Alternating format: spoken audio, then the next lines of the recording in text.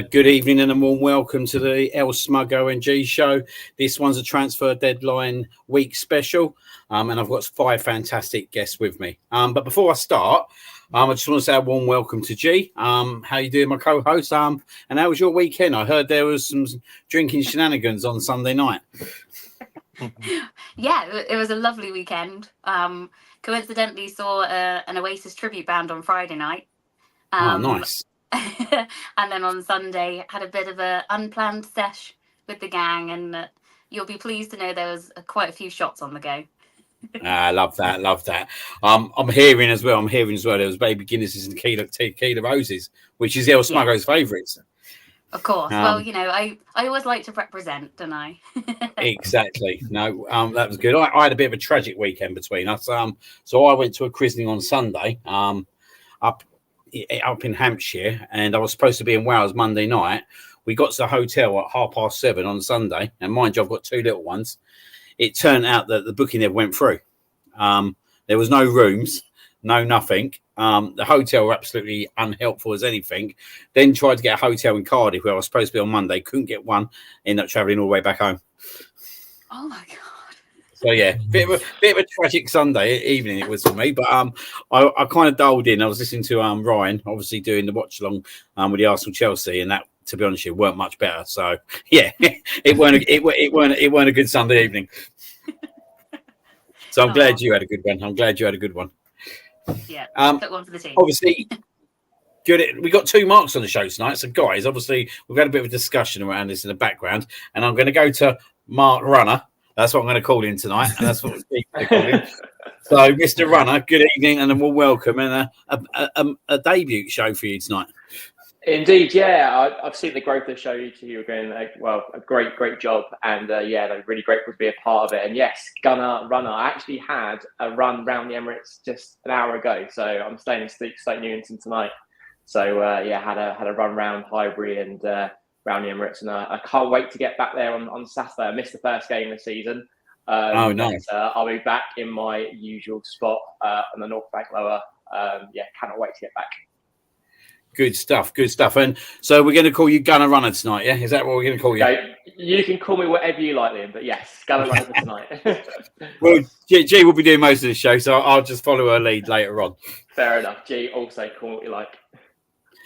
A very good evening to Bess. How you doing, mate? It's been a while since we had you on the channel. I think it was back in the Euros, wasn't it? Last time we had you on. Which we had such fun that Euros. Even I did, I think 2 or 3 of them. It was fun. At the moment, my first week went by, as you know, we started quite well. Celebrating my birthday in the way here in my homeland. Unfortunately, I had a birthday on Saturday. I managed to watch the highlights. Then on Sunday morning, I heard the news of my dad's late uncle passed away, sadly. So we had his funeral yesterday, which was a bit sad. And I was a bit like a little wreck, let's put it that way. But we got through it. My grandmother, one of his sisters, he left behind. She's good spirits. Everyone said to me, to her, I tried to, keep her cool, try and keep her attentive. I thought to say this out there because I've not told you guys before, but he's one of his nephews plays for Dover Athletic in one of those lower leagues, which is quite nice. He's a semi-pro footballer. He played in the weekend, scored yesterday in his late granddad's memory. Fair play to him. It's never easy for a young man at 21 to be put through this. And he scored like 3 goals in the weekend, so it's quite nice, quite fitting tribute that he did for him. Lovely. I'll probably make a little segment or two, just as really for the sake of the family, if I get a chance. If not, I'll make another one down the line. But yeah, it's been a hell of a ride. But I guess all the sad things considered, I've got a wedding tomorrow, so right now I'm just trying to enjoy the Arsenal and other things included. We'll talk more, which I've got a real smile on my face again, thankfully, with this new signing. So I'll save the energy for the rest of the gang as well. Well, we'll try and make the next an hour and a half, 2 hours quite exciting for you. There's a lot to talk in terms of a transfer window and also a good victory at Aston Villa as well. So hopefully that will keep you happy, mate, for the next hour and a half at the very least. It will always does, and it always will, and that's why I appreciate you guys very much. No worries, mate. No worries. And a very good evening and a warm welcome back. Obviously his debut on the El Smuggo and G show. Adam has been a massive piece in the past in many other shows. And he's back tonight. How you doing, mate? Long time no speak. Hello, Liam. Yes, it's been a while, but it's good to be back. I'm glad I'm here. Got the chance to talk tonight about all things Arsenal. Plenty to discuss, both Arsenals. So yes, looking forward to discussing. Well, we've got some transfers, haven't we? We've had some match results. Lots to pick apart. So looking forward to it. Good stuff, and looking forward to it definitely as well. Last but not least, and he's going to be the flying eye on Friday night, by the way. He's going to be the transfer announcer on our shows, Mr. Mark Dunning himself. How you doing, Mark? Good week? Very good. Yeah. No bank holiday for me over here, so been a full week for me. So, lots to discuss, as the guys have said. So we'll crack on. Yeah, absolutely, mate. Absolutely.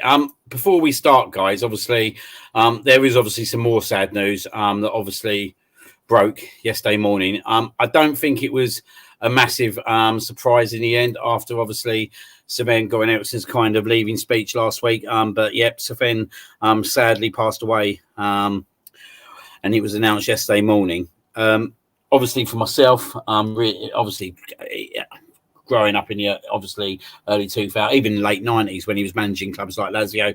But obviously when he took over the England job, kind of grew up with him as our England manager. From a personal level, I think we had some really good times under Sven. If we remember, the England 5-1 win in Germany was probably one of our biggest highlights as an England supporter.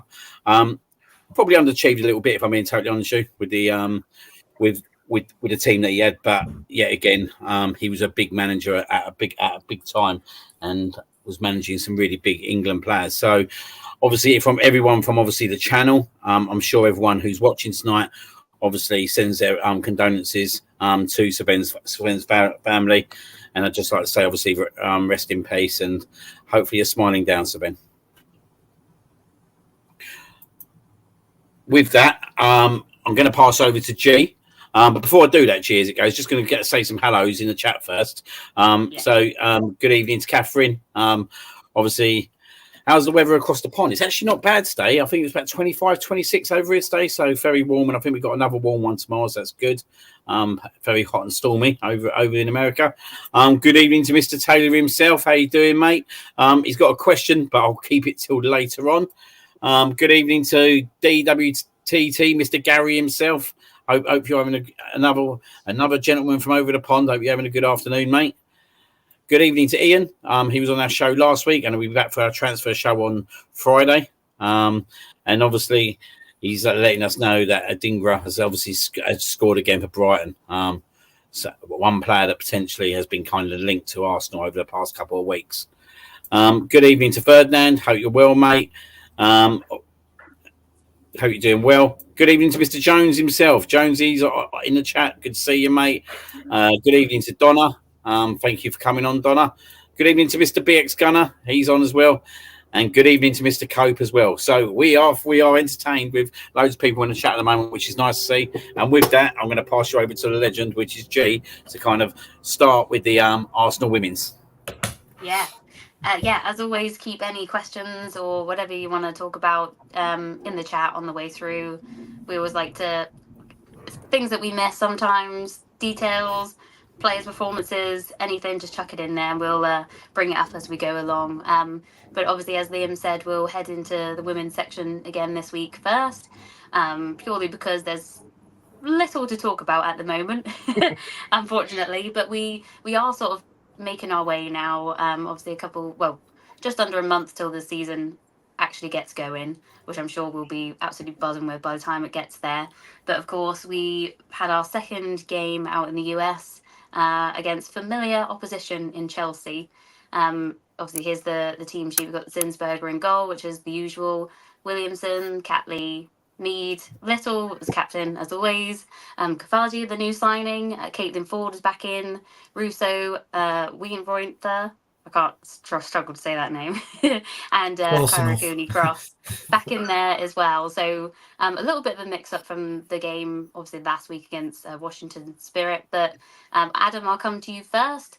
Obviously, first thoughts of of the team sheet. A little bit more experience in there this week, I think. Yes, I mean more players are back, so they could put more new players in. Katha G, really excited to see because she come off the bench, Washington Spirit. And in that game, I saw her playing. I thought, she's electric. She looks fantastic in that attacking sort of number 10 position. So really excited to see her start. And I was unfortunately I missed the first half, but I got the team news on the go, and it looked exciting enough. Although I later heard that Mead actually dropped out early on. Apparently, I don't think she made the first half in the end. I think it was that there was an injury risk, and I think it might have been captain call or somebody else came on. Yeah, no, she didn't actually play it in the end. It's a bit sad that. But yeah, there's some exciting names in there, and some certain players I'm hoping are going to do a bit better this season. Cooley Cross didn't. I think we could. I was hoping to see more of her because I don't think we saw enough of her last season. It should be a good game for her. My feeling is always your friendlies obviously we always want to win, but for me the priority is not just winning. It's about minutes in the legs, getting yourself up to speed, match speed wise. We saw what happened last season without friendlies and pre-season. It went a bit sour for us early doors. So I was thinking, another 90 minutes and against decent opposition, not against like cannon fodder, like we sometimes see with some pre-season friendlies. A real test, and just hope we get through it relatively unscathed, really. Yeah, absolutely. And it's good to see we're obviously managing certain injuries. I won't say the dreaded 3-letter word. But, we're given the girls the opportunity, as you said, to get fitness up to scratch again, especially having Laura back in the team as well and a bit more consistently. It's always good to get them at this stage rather than, wait up or play them too much. So I think we're actually managing that sort of situation quite well at the minute as well. Just to briefly come off the game for a second, but I just want to talk to Gunner Runner Mark. I know you're quite in with the women's team during the season and stuff, but like as a local to the area as well, I just want to get your sort of opinions on the likes of Leah Williamson and Lotta Weber-Moy, obviously as childhood Gooners going all the way through and being the first team, obviously for England as well now. But what do you make of those two, and as well how great it is to have the local representation in the team as well? Absolutely, I think it's so important. Obviously, we have that with the men's game as well, with obviously our local lads from Hell End, and I think it's just so important to have that sense of community there. With Leah Williamson she's like Tony Adams incarnate, and it's one of her favourite players, and Wilbur Moy as well. And I'm really interested actually to see this season how it pans out with Emma Hayes not being at Chelsea anymore. I'm very glad to see the back of her in more senses than one. But yeah, it'd be really interesting. And there's a lot of interesting little plays going on with Miedemar going to City as well. There's a lot of interest there. That was a bit of a shocker. I'm really disappointed. I think she's an absolute baller. But yeah, it'll be interesting how he gets on. But absolutely lovely. I'm glad she's. I know there was a couple of points where it looked like she might be going. But yeah, she's a great guy. I randomly bumped into her at a country and western event at the O2 a couple of years ago, which is really bizarre. She loves her. She loves her country music. I bumped into her. She's in her full Stetson and boots. It's very, very funny. But we're lucky to have her, and I hope she continues to be captain for many years going forward. Yeah, absolutely. Liam as well. Just we talked a little bit briefly last show as well. Of course, Chelsea are under this transitional period at the moment, aren't they, with a new manager? But quite a good manager has stepped in her boots. So we. Oh no! Oh no! It looks like we lost her. And I actually don't know the question she was lost the host. We'll get her back. We'll get her back. Yeah, let me get her back. Amateur hour. Yeah, ever since I actually got the app for this thing, it crashes every single time. Apologies. I don't know what you even heard of that. So if I repeat myself, I'm sorry. Yeah. No, I need you to tell me the end of the question again. Yeah, it was just obviously Chelsea. Obviously, we ended up losing the game 1-0, didn't we, in the end? And of course, it is pre-season. It's early on. New signings are settling in for both teams. But do you think it's anything worth worrying about before we head into the season, or just one of those you sort of move on and wait for the big games to kick in? No, like at the end of the day, I think, as I said, probably in past shows, that it is going to be interesting to see how Chelsea transition. But at the end of the day, they're still the champions of England, and it's still a tough game. Do I get proper depressed about it? No, it's a friendly. Do you know what I mean? Probably trying new things out. They're trying new things out.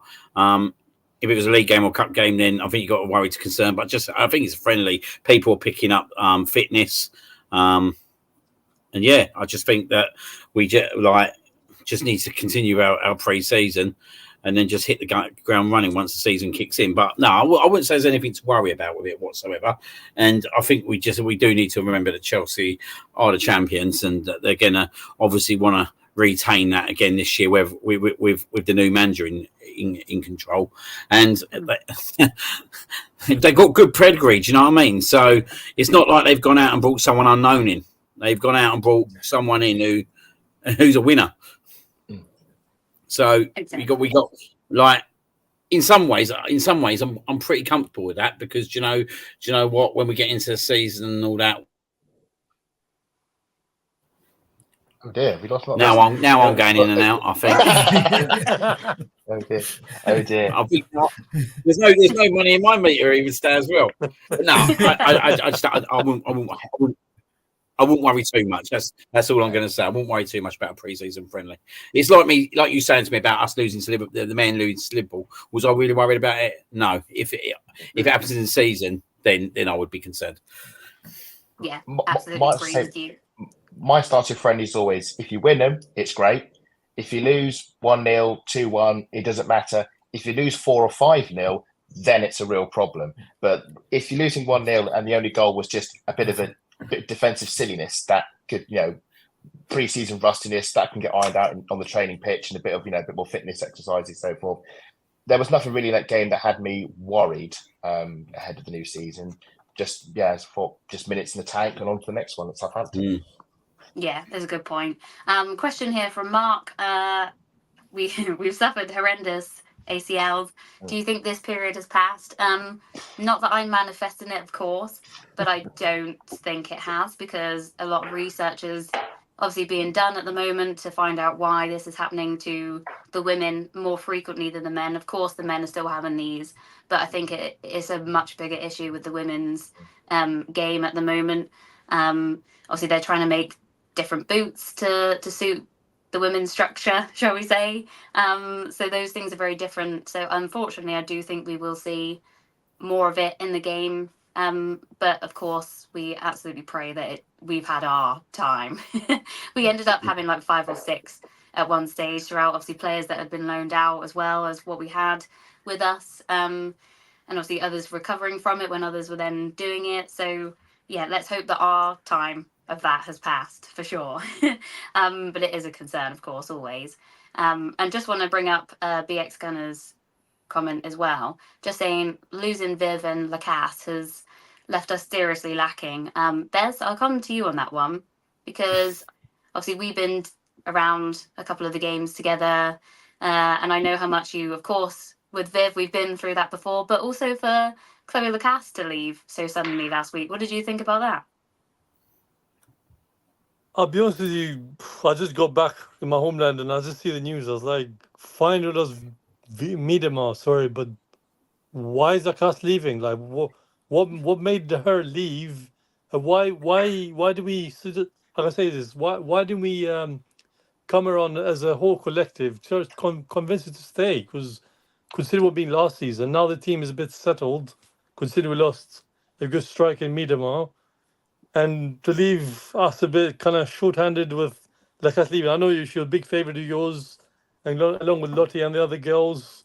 Mm-hmm. Even me as a man, I just feel like surely but steadily, why let go of someone just even before the season starts now, I just feel like, why is this happening, I get it, people want to like leave the club, people want to look for other ventures like Miedema's doing, but I'm still saying to my head as well, is this even like real?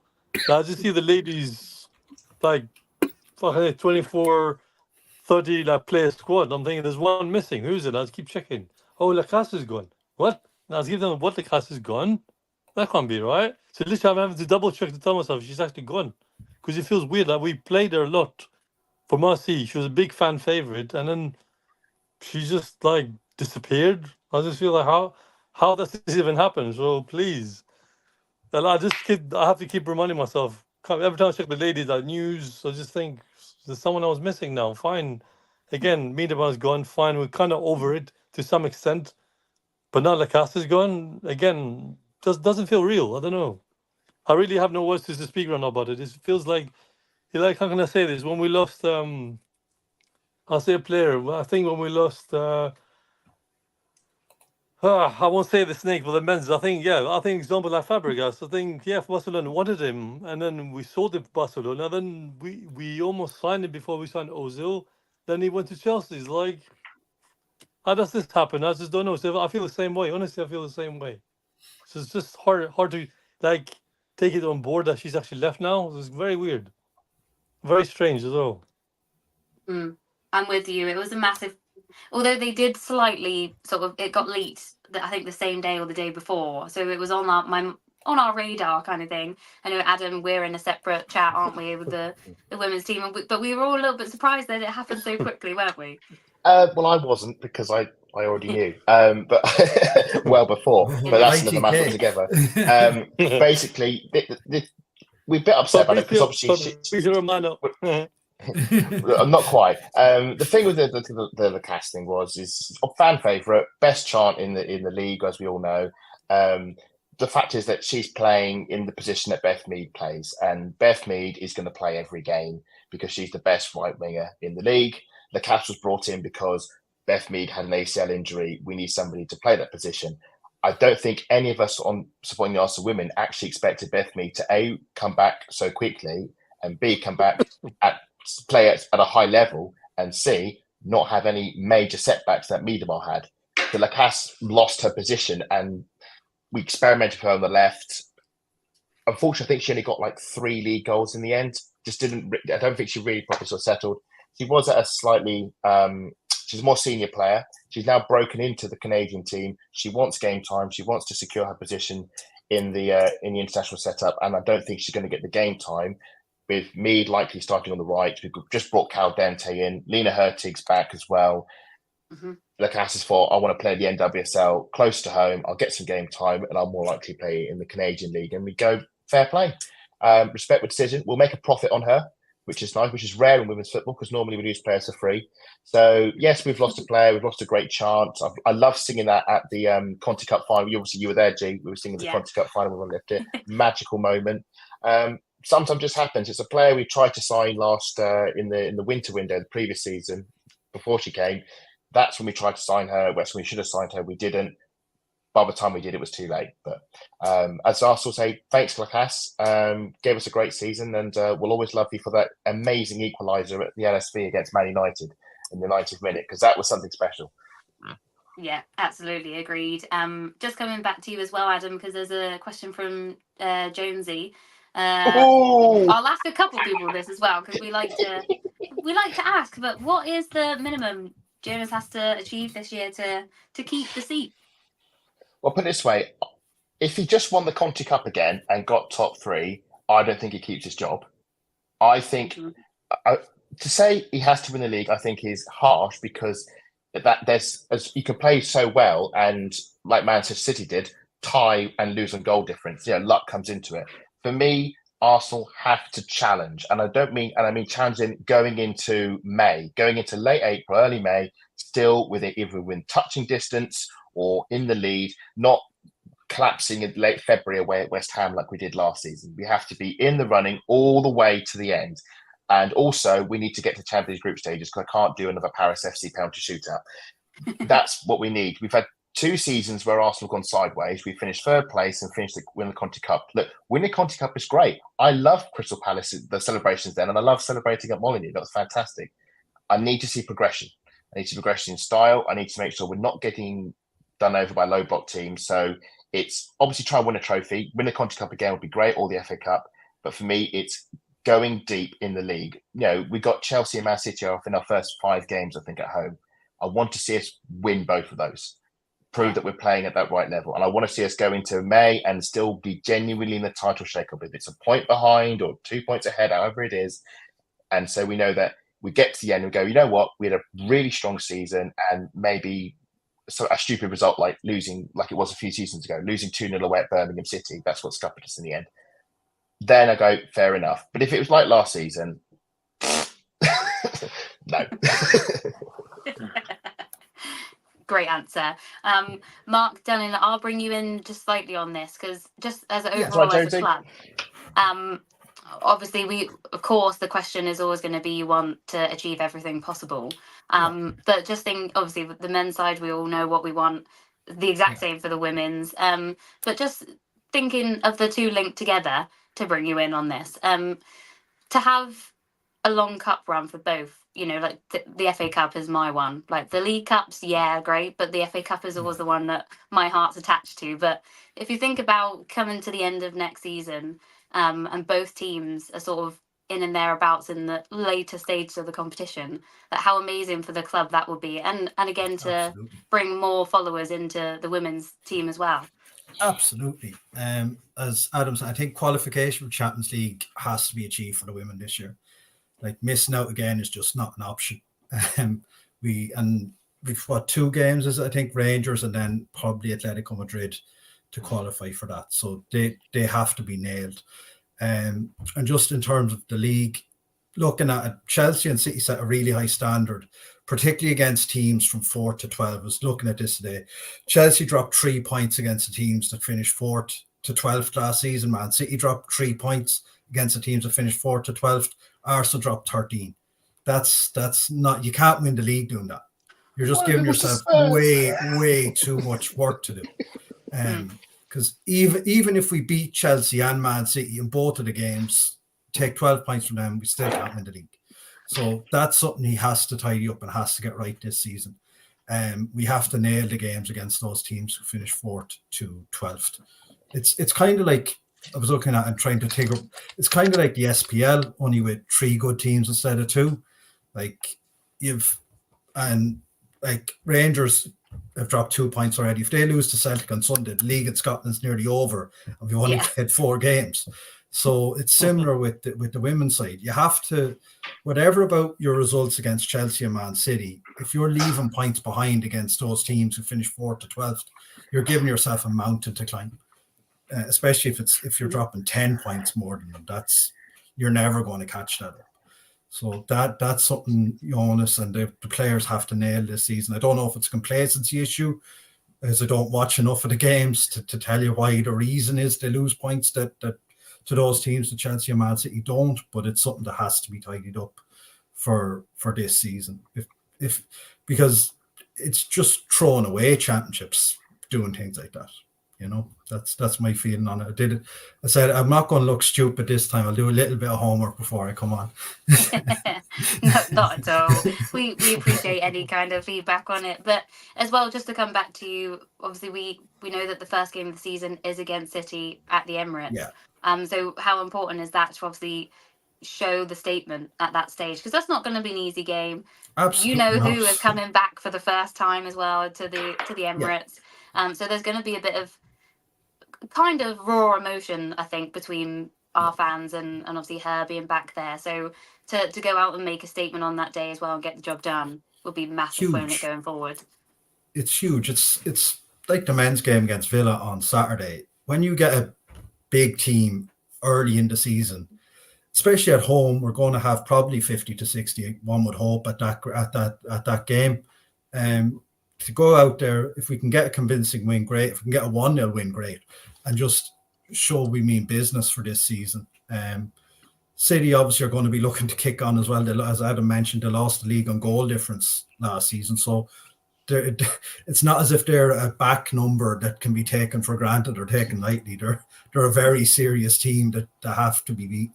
We took 6 points, I think, off them last season. So, if we drop points there, we're already 2 points or 3 points worse off versus our total for last season. So, we don't, as we just discussed, we don't have a lot of wiggle room in terms of throwing away points that we gained last Well, season. So as long as we chuck Steiner on with 30 minutes to go, we should be absolutely fine. I'll take your word for it, Adam. As Mark Gunnaran, I'll come to you as well. Just your thoughts on Jonas as a whole. Obviously, we know Liam and Bez's quite a lot, but as a fresh face on the panel, what are your thoughts on him? And do you think this is a pivotal season for his career with us as well? 100%. Yeah, I grew up watching the Arsenal win from like the mid-90s, where they just basically just steamroll the league, and obviously now with City and Chelsea into the mix, it is a lot more difficult, and I understand that it's got a lot more competitive. But yeah, last season was a little bit disgraceful. I think in the first few games of the season, like dropping points at home against like Villa, and it's just wasn't good enough. Just really disjointed. I just hope that although Chelsea have brought in an experienced manager, that there is a drop off from them, but also we need to raise our own level as well. And I sort of just get the impression that they just don't really, the players just don't really believe in a manager. But as someone who's not as deep into the women's game as maybe other people, that's just the impression that I get, because the talent is certainly there. But yeah, he really does have to challenge properly this season. Because yeah, last season for Arsenal women's was just not good enough. Yeah, absolutely. Liam, and just finally with you on that, talking in terms of how far we can go. Obviously, next week we've got the first Champions League qualifier against Rangers. We know, obviously, we've talked a few times before about last season and the time frames and all of that, and obviously it just started off terribly, but now we've had that time, we've got the players in a little bit earlier, and they've had their sort of couple of preseason games beforehand, so yeah, just how great it would be to get through that game, especially obviously of course against Rangers, you know that. But to have a long run in the Champions League this year as well. He's on mute. You're on mute. He's on mute. No, you still can't hear. Well, yeah. No. Can I ask something meantime? Quick. Yeah.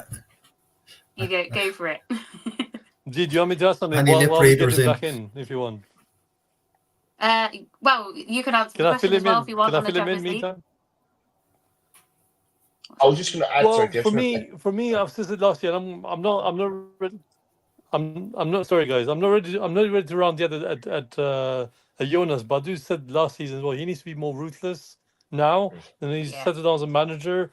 For me as well, as the guy said, I don't totally echo the guys. Surely at least try and compete in the league now. You know, time to show your cards. Like, don't be scared, man. For God's sake, I know. Yes, he's won 2 League Cups in a row. Yes, there's something, but also as well, try and get the Champions League group stage, which we really want. That'd be amazing for the ladies as well as the fans, of course. League-wise, he needs to start strong. He needs to have a good run. I mean, up to Christmas period for myself, because I did see when I went to the ladies in December. Yes, the ladies performed, but something in him, he lacks that ruthlessness, which Arteta does have. But Jonas said it does not. I don't know. Sometimes he feels, for me, he's scared to be ruthless. Like, remove one player, put another one in, put another, like the main striker up front, like link them together. Say Russo, as we saw with I forgot the name of the lady, but not Miedema, but the other one. How they connect so well together, and next game he drops them both. Like, what are you doing? Like, why not play them together? Like, at least give them a little 2-3 games together, see how it goes, experiment. Next thing you know, we lost the league. Well, for a little, I don't know, a schoolboy error mistake, sadly. But hey, I'm not ready to run to him just yet this season, but I'll see how the first few months go first. Yeah, that's fair. Liam, are you back? No. Okay. I was just going to add, G, because Mark's got a question here about Gary Driscoll. Gary Driscoll was head of sports science on the men's side. He has no influence on women's football, both at Manchester United or Arsenal. So the two things are completely unrelated. If there is any correlation to be had, he's gone to Manchester United, but he has no influence on the women's team, as far as I know. Yeah, absolutely. But thanks for your question. We'll try one more time. Liam, are you there? Can you hear me? Yes. Yeah. Yep. Right, we're there Right. at last. He found 50p for the meter. What a night, eh? What a night. You just, I was going to kind of take that question on myself. I think it's a bit of an interesting one, isn't it? In terms of, obviously, we had a bit of bad luck at the time in terms of the ACLs. I think as a club, there's obviously a lot of review that would go into kind of what's happened. And obviously, when Gary O'Driscoll left, you are looking, you are potentially then looking like to get someone in who's better than what you've already got. And to be fair, last season we had a pretty good season, especially in the men's team, in terms of injuries. And fingers crossed, touch wood. Yeah. that continues. Thanks, Liam. Thanks for jinxing it. Last year was probably one of our best years. Do you know what I mean? In terms of kind of injuries and all that. And I think it'd be interesting, kind of see how we got kind of developed this year, because you have to factor in injuries at the end of the day. They're part of the game. They're part of the game. Yeah.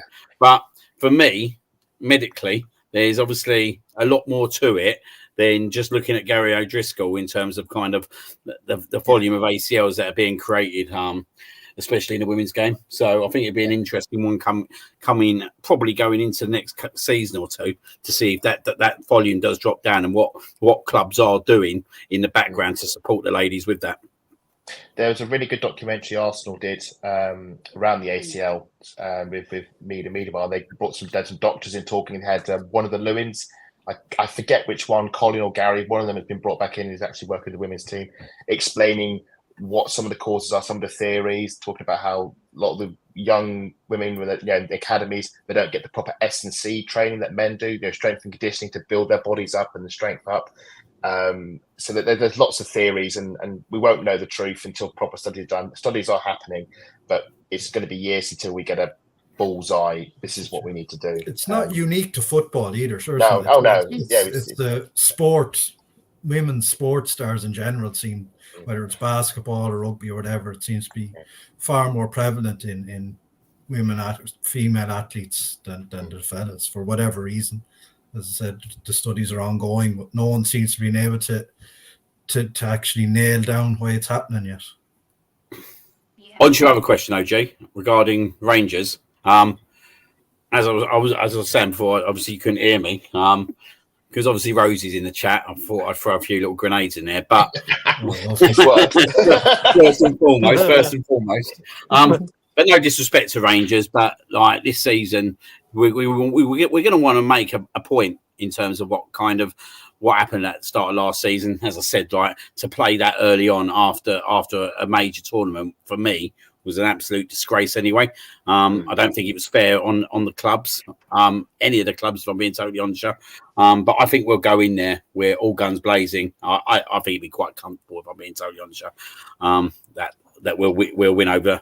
We'll win, but yeah, it's a good battle, isn't it? England versus Scotland. It's always an exciting one, and I'm sure it's no different in the ladies' game as well. So I am looking forward to that, and let the battle commence, Rosie. Watch this space next week.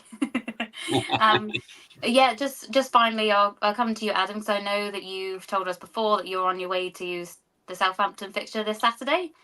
Yeah, so actually it turns out I got my ticket yesterday, and then literally a few hours ago, someone I knew, a friend of mine, saying, "Oh, I got a ticket for the Brighton game. Do you want to come along?" I wish you told me about 5 minutes. I've already got the Southampton ticket. Yes, I'm going down to St Mary's. Because I went down there last season for our Conti Cup game. If you remember, this one when Amanda Illistead scored in the last minute. Really nice stadium, Southampton, and the crowd there, the home fans were really good.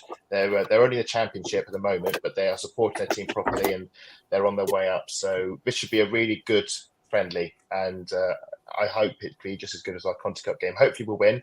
I'll keep my eyes open, and looking forward to seeing Caffergy, but also Caldente. Really excited about that Caldente signing. She came in the second half of that Chelsea game, and she looked a real force of nature on that left wing. I think she's going to give Ford a run for her money on that left side. So really looking forward to seeing some new signings. I hope we get to see Daphne von Domslar as well. That's the goalkeeper we signed. Haven't seen her yet because she's been injured. Hopefully, maybe she'll come off the bench. Shout out also, Leah Valti's back from her MCL injury as well. Great to see her back on the pitch. Hopefully, a few more minutes in the tank for her as well. So yeah, on to Saturday. Absolutely, yeah. And if you could take a match day picture when you're there as well, so we can have in the show next week. My stories will be filled with pictures on Instagram, and I'm sure there'll be something I can use for the show.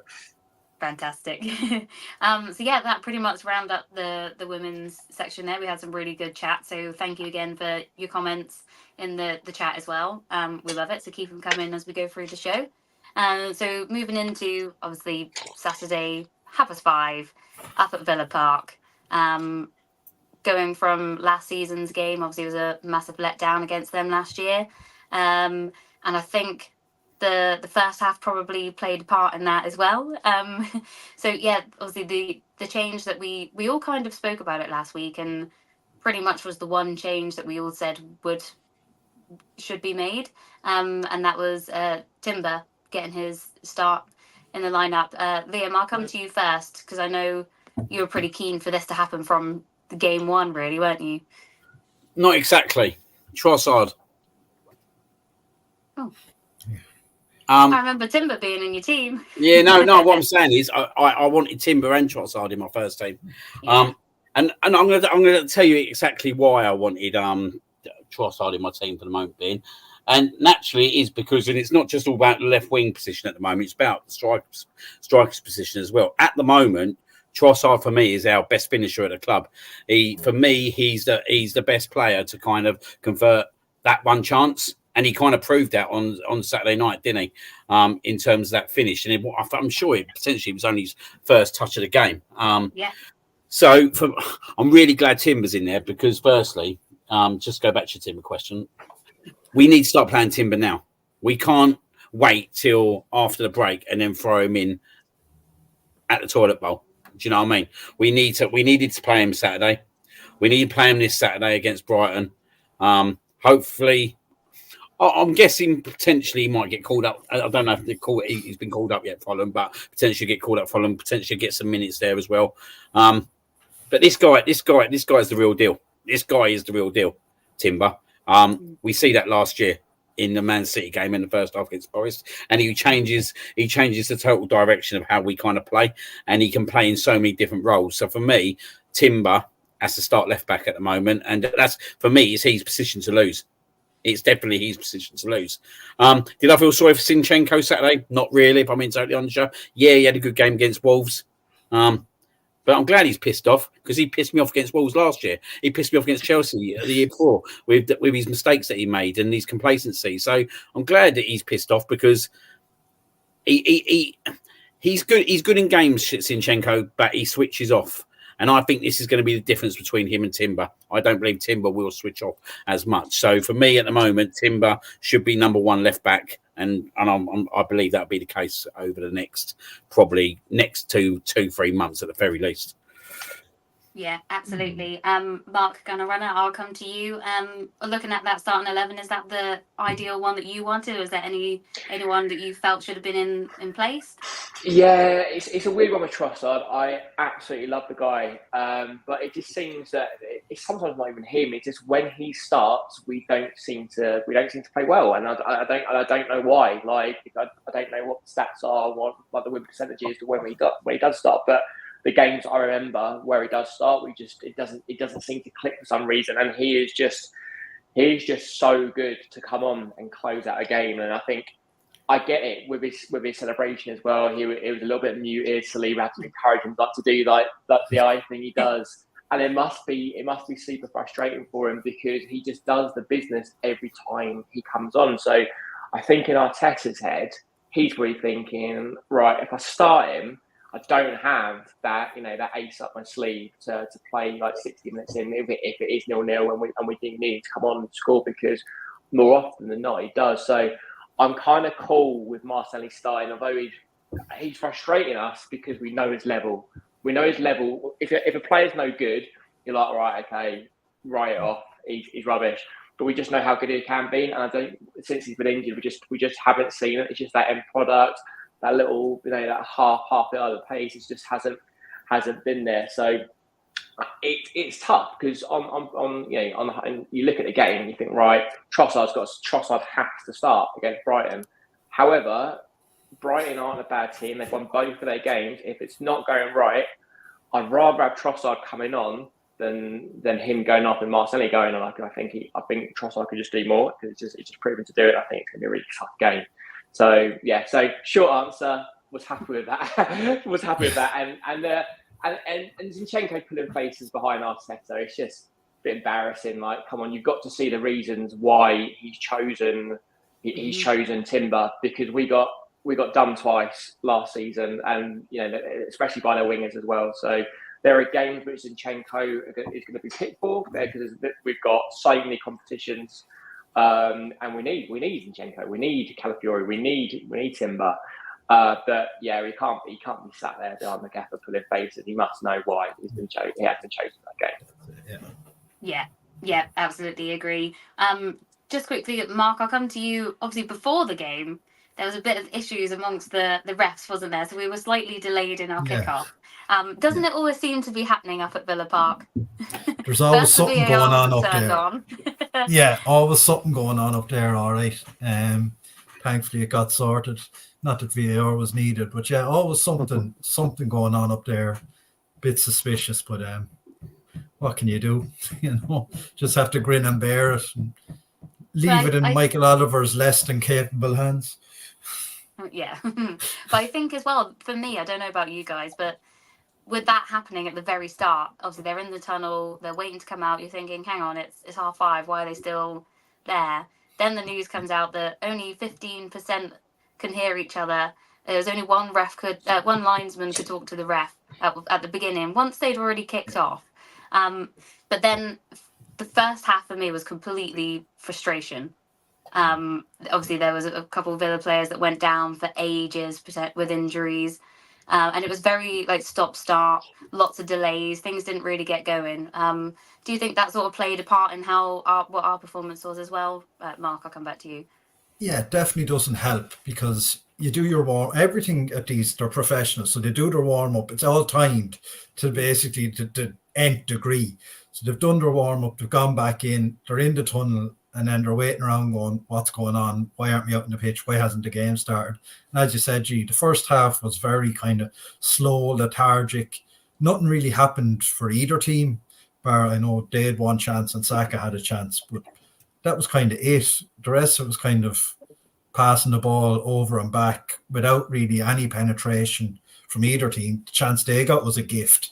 And the chance we got, we created it reasonably well between Odegaard and Saka. But there wasn't really much else that happened. There wasn't even a lot of corners or a lot of set pieces. A lot of the game was just kind of played around the middle of the pitch without anybody really doing anything much to create anything for either team. And that's what I felt. It was just the game was happening, but nothing was really happening in the game. Yeah, I absolutely agree. And Bez, I'll come to you because I like getting your excitement on things. But the first real thing that actually happened in that game was obviously the double save from David Raya. There was a weird deflection that was looping over first, which he kind of maybe didn't deal with as appropriately as he should. But that second save off Ollie Watkins' header, how unbelievable was that? I literally was like Superman. I mean, he had a great save against Wolves, which is again he moved it left and straight to right, but this one was like pinpoint. His eyes was just like a laser. Like I was like, don't get around. I wasn't watching games. I was in a birthday party. I did a little post of another mark now, the Scottish one, on the game actually just a few hours later. But I just thought I watched the highlights quickly before going on, and I literally was like, Holy Mother of God, Watkins is not an easy striker to save from, and Watkins, is very lethal in that little box. But the way he kind of palmed it a bit, as you say, in the crossbar, but then he just literally just put his hand like this, a pow. I was like, how does this even happen? Is that pinpoint accuracy? He's just watched it go. I think without giving it away to another fan, for me, what I see in David Raya's game now, he's playing well from the back, fingers crossed, so far. But he's more like now he's watching the ball. So he knows where the ball is going. He knows now he's got a tighter defense. And I want to echo in a bit what Liam said earlier. But somehow he seems now comfortable. He's got a tighter defense who can stay calm on that line. He's got a decent midfield, and even better with today's news as well, which is even a plus, which we get to. So again, I was just literally gobsmacked because I literally was in my I think, my second or third drink, and literally went for some lunch, and I was like, wow, you actually made that save against, of all people, Watkins, which has had quite a decent season last year, and one of the strongest players in Villa as well, considering we had a kind of a bit of a crazy time, losing those big 6 points against them, both home and away, included. And so I was like really happy to see him that he's still continuing that strong form he left from last season. The man knows no limits. He seems a cool head as a goalkeeper. I can say that he doesn't, as I again, what other people are saying, he's one of the goalkeepers, not just about switching off, but he stays on his guard. That means he's like like a shining knight armor, like who just waits for the cannonball to come towards him, yet he waits for it, and he's like a shield, and they're like, pow, you're not getting through me, you're not getting past this goalpost of mine. This is my line, this is my territory, you're not welcome. And for me, as a football fan, speaking like this as well, and just somehow this man now, ever since we signed him, I think he's given a new lease of life. So now he's part of us. He's part of the Arsenal family.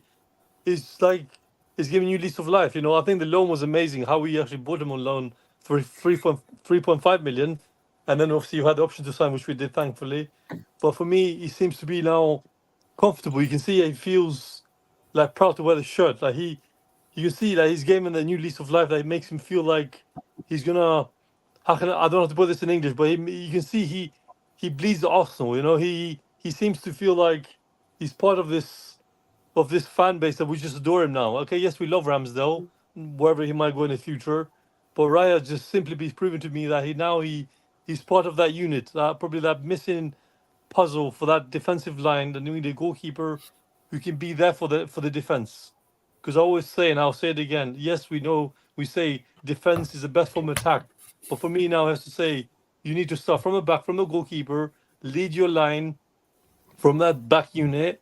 Midfield, of course, now we'll have to see how it will be. But for the defense, it simply shows us as the fans, hopefully shows the league that we mean business, that clearly we are up for a fight. Whether you like it or not, Arsenal will be back for a fight, especially now. You can disregard all you want, and I know Mark, the Scottish one, is through a chat. Simply be that you had a little United fan popping up saying bottle jobs. I'm thinking, yeah, sure, bottle jobs, but United, yes, you won the FA Cup, and I can attack them right now and say clearly you had a very bad goal difference, and now you come to attack us. Clearly, this doesn't concern you. Even the podcast we're doing, we're not disregarding any fan base. We're talking about our beloved Arsenal. So you stay in your line. We stay in our line. We have nothing to do with you. This is our club that we love, both ladies and the men. We have the right to criticize them, but when they do well, we'll pat them in the back, say, keep it up. That's what we need. Well, a manager now clearly knows that he needs to change the team to succeed in every department. Hopefully, Jonas as well for the ladies gets the same message. Otherwise, you just get the chop. Yeah. I love that. I love to say, I know. I love to say that. I know. I've been holding that for a while now. No, get it all out. That's what it's all for. I will. I'm a year wiser, okay? I promise you, after my birthday, I'm a year wiser now. Rightly so. Liam, I know obviously you was doing a watch along the other day, which had sensational numbers watching it, didn't it? I think 12K in the end, was it? Yeah, 12,000 it went up to in the end, which is firstly really pleasing. So obviously, thank you for everyone who did come on.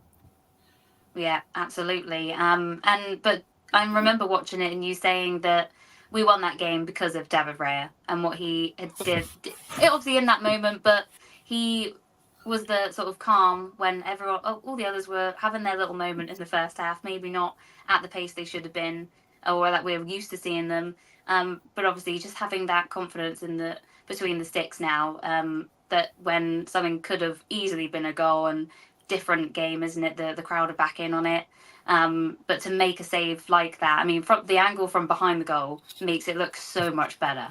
It's ridiculous. Yeah, no, it is ridiculous. And what I will say is, right, the week before, I was behind that save he done at the North Bank, and I see that first instance, and I was like, oh my god, right.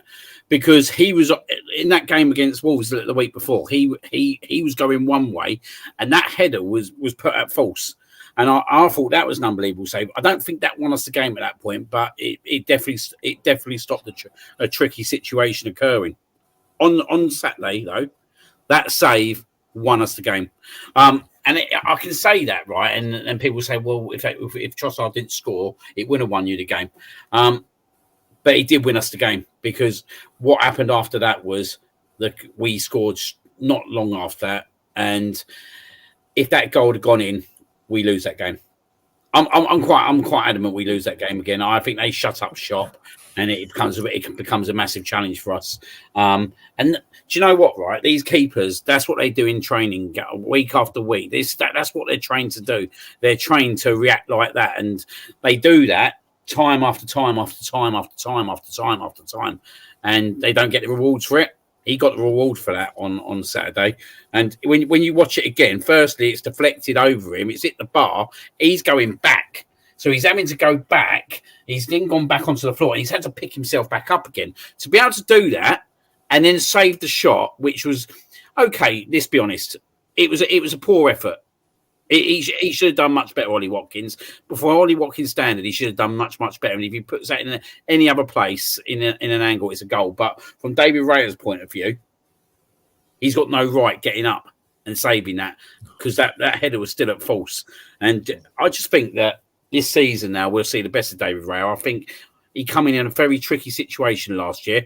There was a lot of fans out there that obviously were very pro Aaron Ramsdale. I totally get the reason why. Aaron Ramsdale's a great kid. He's got a great attitude. We had some really good moments with Aaron Ramsdale. But David Raya is better. David Raya is calmer. And I actually think David Raya is the most calmest goalkeeper we've had since Dave Seaman.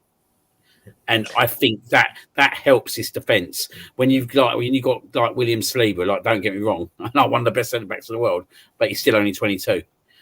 You need a calm goalkeeper behind him, and you can tell already that the guys trust David Raya in terms of what he does. And I just think, I think this season we'll see the very best.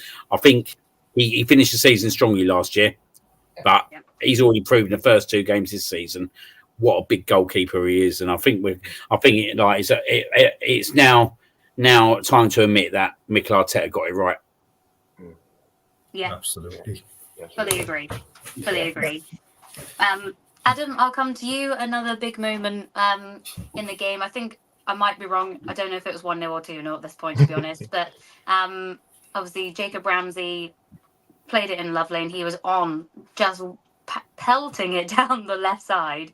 Obviously no one else was around him, and just as he gets into the box, Saliba comes out of absolutely nowhere, and probably one of the greatest tackles you've ever seen. It's the best recovery tackle I've seen since, and this is going back a bit, so you might have to brush the dust off the archive here. Do you remember when Arsenal went away to Swansea City, which would have been about 2015, 2016? And I think it might have been Bafétimbi Gomez or whoever it was, Bowley, whoever it was bombing clear into the Arsenal half, and Hector Bellerin sprints back and somehow gets back and makes the tackle, because that's when Bellerin had 99 pace on his FIFA card.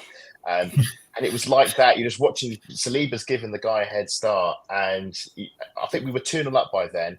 I mean, it was a bit ridiculous how open the game was. We should have been sort of locking it down, but they got a counter on us. And Saliba gets back, slides in, makes the tackle. It's a clean tackle. Absolutely fantastic. Just, the last game, I think the Wolves game, I think he was a bit shaky. Still sort of get up to the rhythm of the Premier League. Yeah. This was sort of Saliba we sort of remember. I did want to just jump on the David Raya thing, because I think last season when he first came in, he did have a few shaky moments. I remember there was a save away at Sevilla where he practically punched it over his own crossbar, like late on, and you're thinking, hang on a minute. And there was again, I think at home to Manchester City, he had one where he kicked the ball against, I think it was Alcaraz or something, and just got away with it. And you're thinking, oh crikey! But he's settled in, and the key thing about this double save is that there were clues he could do this beforehand. There was the Wolves save, which you were behind, Liam, and it's not, for me, what's impressive is not so much the reaction save. It's that how quickly he claimed the loose ball. And there was a cross in the first half of the Aston Villa game. I think it was Rodgers. I would say Rodgers had a great game for Aston Villa. He was their best player on the pitch, where he was able to just run through our defenders. And he got a low cross in, and Raya blocked it. and was very quick to reset and pounce on that ball. And it's that reset speed. It's not happy to make the save. It's to reset yourself and go again to get the ball. Where's the ball now? And that save he did when it came off the bar. I did find an interesting parallel because, of course, a few seasons ago, we scored a goal when the ball came off the crossbar. That time it hit the keeper and went in. This time, Ryan makes a save, and it's that speed to, the ball's come down, get up, and where's the ball? Watkins gave him a chance, and Watkins is a great player. He's an Arsenal fan. I wish we'd signed him. And he was great at the Euros. He had a stinker at the weekend, Watkins did. We didn't even mention the miss in the first half when he should have scored that tap in. Got very lucky on that one. And I think you're right, Liam. The moment that one went, that shot missed, I think the confidence just went, the knees went, really just they weren't going to do it. And then obviously your favourite Trossard came off the bench and saved the day. Caught me off guard, that goal, actually, because for the first half the game was going nowhere. Nothing was happening. And then Trossard came on and the whole script got flipped, and we sort of it felt a bit easier than it felt at the time by the end of it. Have we lost G? Have we lost her? Well, it looks like I'm taking over again. Oh, okay. Man, she is. I was there the whole time. I was like, bring me back in. No, I heard everything you were saying there, Adam. I completely agree. Obviously, I think maybe his chance in the first half to sort of tap it in at the post was probably easier than the header. Yes. But I'll take that all day long. Maybe after scoring at the Emirates, he just didn't want to do it to us again. So we'll take that. Yeah, we'll take that. Absolutely. I'm very grateful for that. Oh, I just wanted to add, because Rosie's making a big thing about it in the chat. The Arsenal women won the Champions League in 2007, and the Arsenal men won the European Cup Winners' Cup in 1994. So hopefully that answers your question, Rosie. Nice. Well Thank you. done. They've been going for it. But yeah, obviously the stat that's on the screen at the moment, we love a good old stat here. As soon as they pop up, I send them straight to Liam in preparation to bring up in the show. But this one is just unbelievable. Mark, gonna run, I'll come to you. Obviously, Bukayo Saka reached 100 Premier League wins from Saturday's game, and at his age, I think he's one of the third youngest or something to have even reached that point, which is just unbelievable, isn't it? And just shows how, I know it's obviously a team effort, of course, to get those wins, but for him to be involved, it's just another thing to tick off on his list, isn't it? Absolutely, yeah. We're just so lucky to have him, and I just run out of superlative to talk about him. Like, I've just used every word under the sun. Like, he just delivers and delivers and delivers.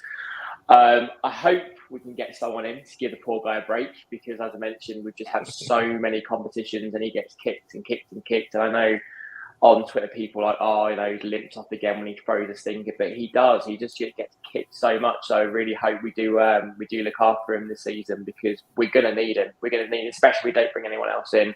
But yeah, very, very lucky to have him. Again, linchpin of the win over the weekend with the assists. Just an absolute god of a player. Yeah, I think we all agree on that one, to be fair. Just before we wrap up on that one, before we look into Brighton, I just want to do a sort of round robin and get everyone's player of the match, because I'm pretty sure it might be a bit mixed this week. Liam, I will come to you first, sir. David Raya. End of story. Trossard could get it for his impact he'd come on, but there ain't no win without David Raya in my eyes. There might have been a draw if we was lucky, but yeah, David Raya for me. Yeah, I agree. I'll chuck mine in there nice and early, but yeah, I would say the same, because, as I said, if that went in, that's it, with the fans as they can be there, that's a different game. But yeah, we'll go to Bez. Who's your player of the match? This is a tough one for me, because, I mean, David Raya won the game, but I have to say Bukayo Saka made the goals. So I have to say my star boy gets man of the match for me. Nice. Yeah, no worries. Adam? Firstly, just to Rosie again, Arsenal won the Intercity Fairs Cup in 1970, which is a precursor to the Europa League and UEFA Cup, just for your records. My player of the match, I'm going to say Trossard. Raya was brilliant, obviously. I should give it to Ollie Watkins, because if it wasn't for Watkins, we would have lost that game. But in all seriousness, Trossard scored the first goal and was instrumental in the second goal. That double movement he did when he got back on side, and then when they flipped the ball over the top, and he got that low cross into the box and just completely dishevelled the defence for Villa. So Trossard for me, and there is a bit of a sort of the argument of should he start, but he's so good off the bench. Why wouldn't you not have him on the bench? If that makes sense. This is the problem when you become a really good super sub. Yeah, it is. It's the worst tag you can give a player. Yeah. So it's unfortunate that's the way it works. But I mean, I reckon second half of the season, I reckon they'll, like last season, they'll flip it, because you want to keep your attack fresh and different. And I think Trossard will have a bigger role to play in the second half of the season. And he did some good work starting match. You think away at Manchester United, the 5-0 at home to Chelsea as well. That all came from Trossard starting. So I think he will be. He will have a bigger impact in the second half of the season, certainly. But yeah, loving his impact. Perfect. Yeah, Mark, who was yours? Yeah, James, you got there before me. I was going to joke and say, absolutely, Ben White for booting the ball at that idiot. Always, it's absolute top tier Houser. He very much enjoyed that. But yeah, no, it has to be David Raya for me. It's just a pivotal save, really, isn't it? And like Liam said, that drill, like going down, getting up, they do it time and time again, and it's quite seldom. Like you see it in a game, and for him to pull that off, and that's kind of like that core muscles to get off the ground and up, it was unbelievable. And I think if they score, it's a very different game. And I know we got away with one before that, but turn the game for me. But yeah, David Raya. Goalkeepers don't usually get a lot of flowers, so we'll give it a Raya. Yeah, absolutely. And Mark, last but not least, what do you think? Yeah, I'm gonna go with the majority here, David Raya for me as well. As we've all kind of said, without that save, we're probably losing the game. Because I think going 1-0 down, it's a hell of a long way back with only 25 minutes to go. So for me, it was a massive, massive save, and he didn't make any mistakes either, which I suppose for a goalkeeper is number one. Don't do it. That's going to cost us the game, and he did far more than that. He not only didn't cost us the game, he actually was pivotal in us winning the game. So for me, yeah, David Raya. Absolutely. Yeah, a few people in the chat have agreed. Just want to say apologies to Jonesy. I did see your comment, but every time I went to think about it, it disappeared. So I was going to mention it. Don't you worry. That was probably the highlight. Having said that about David Raya, agreeing with Gary Neville, does that make us all wrong then? Definitely. Maybe Gary's right occasionally, though. Yeah. The old stop clock adage. Yeah. Never. Let's hope he's right about us winning the league. Fingers Yes. crossed. Last season, but what does Gary know about winning leagues? Quite a bit. Manager perspective. Yeah. But yeah, as I say, we'll look slightly into obviously Saturday's lunchtime fixture. 12:30 kickoff back at the Emirates. Brighton, obviously, Mark, you mentioned earlier that they've won both their games. A lovely last-minute winner against United the other day to kick off the weekend in a good way. But obviously, this weekend, we're not on their side whatsoever. As we said, they've started quite well, and we know the difficulty we can have in a team like that. They've made some good signings again yesterday as well. A player I really rate from Celtic. So that will be a bit of a challenge in midfield as well. But Bez, I'll come to you first. What are your thoughts sort of going into the early kickoff this weekend? That's a very good question. Throw me straight in there, because I was there in the home game. I remember Brighton, I think, were going to the Christmas period, I think, kind of subdued. I remember that manager, I think, kind of was thinking about staying, leaving, and then he goes just thrown out the boat, and then they got a new manager, you know. I'm not going to say too much without spending too much time. I mean, the young manager as well, being a 35, you know, he's doing quite well. So fair play to them. But Arsenal, which is our team, I'll say just do our thing. I think for me personally, as we said earlier, I do want Trossard to start. I have nothing against Martinelli.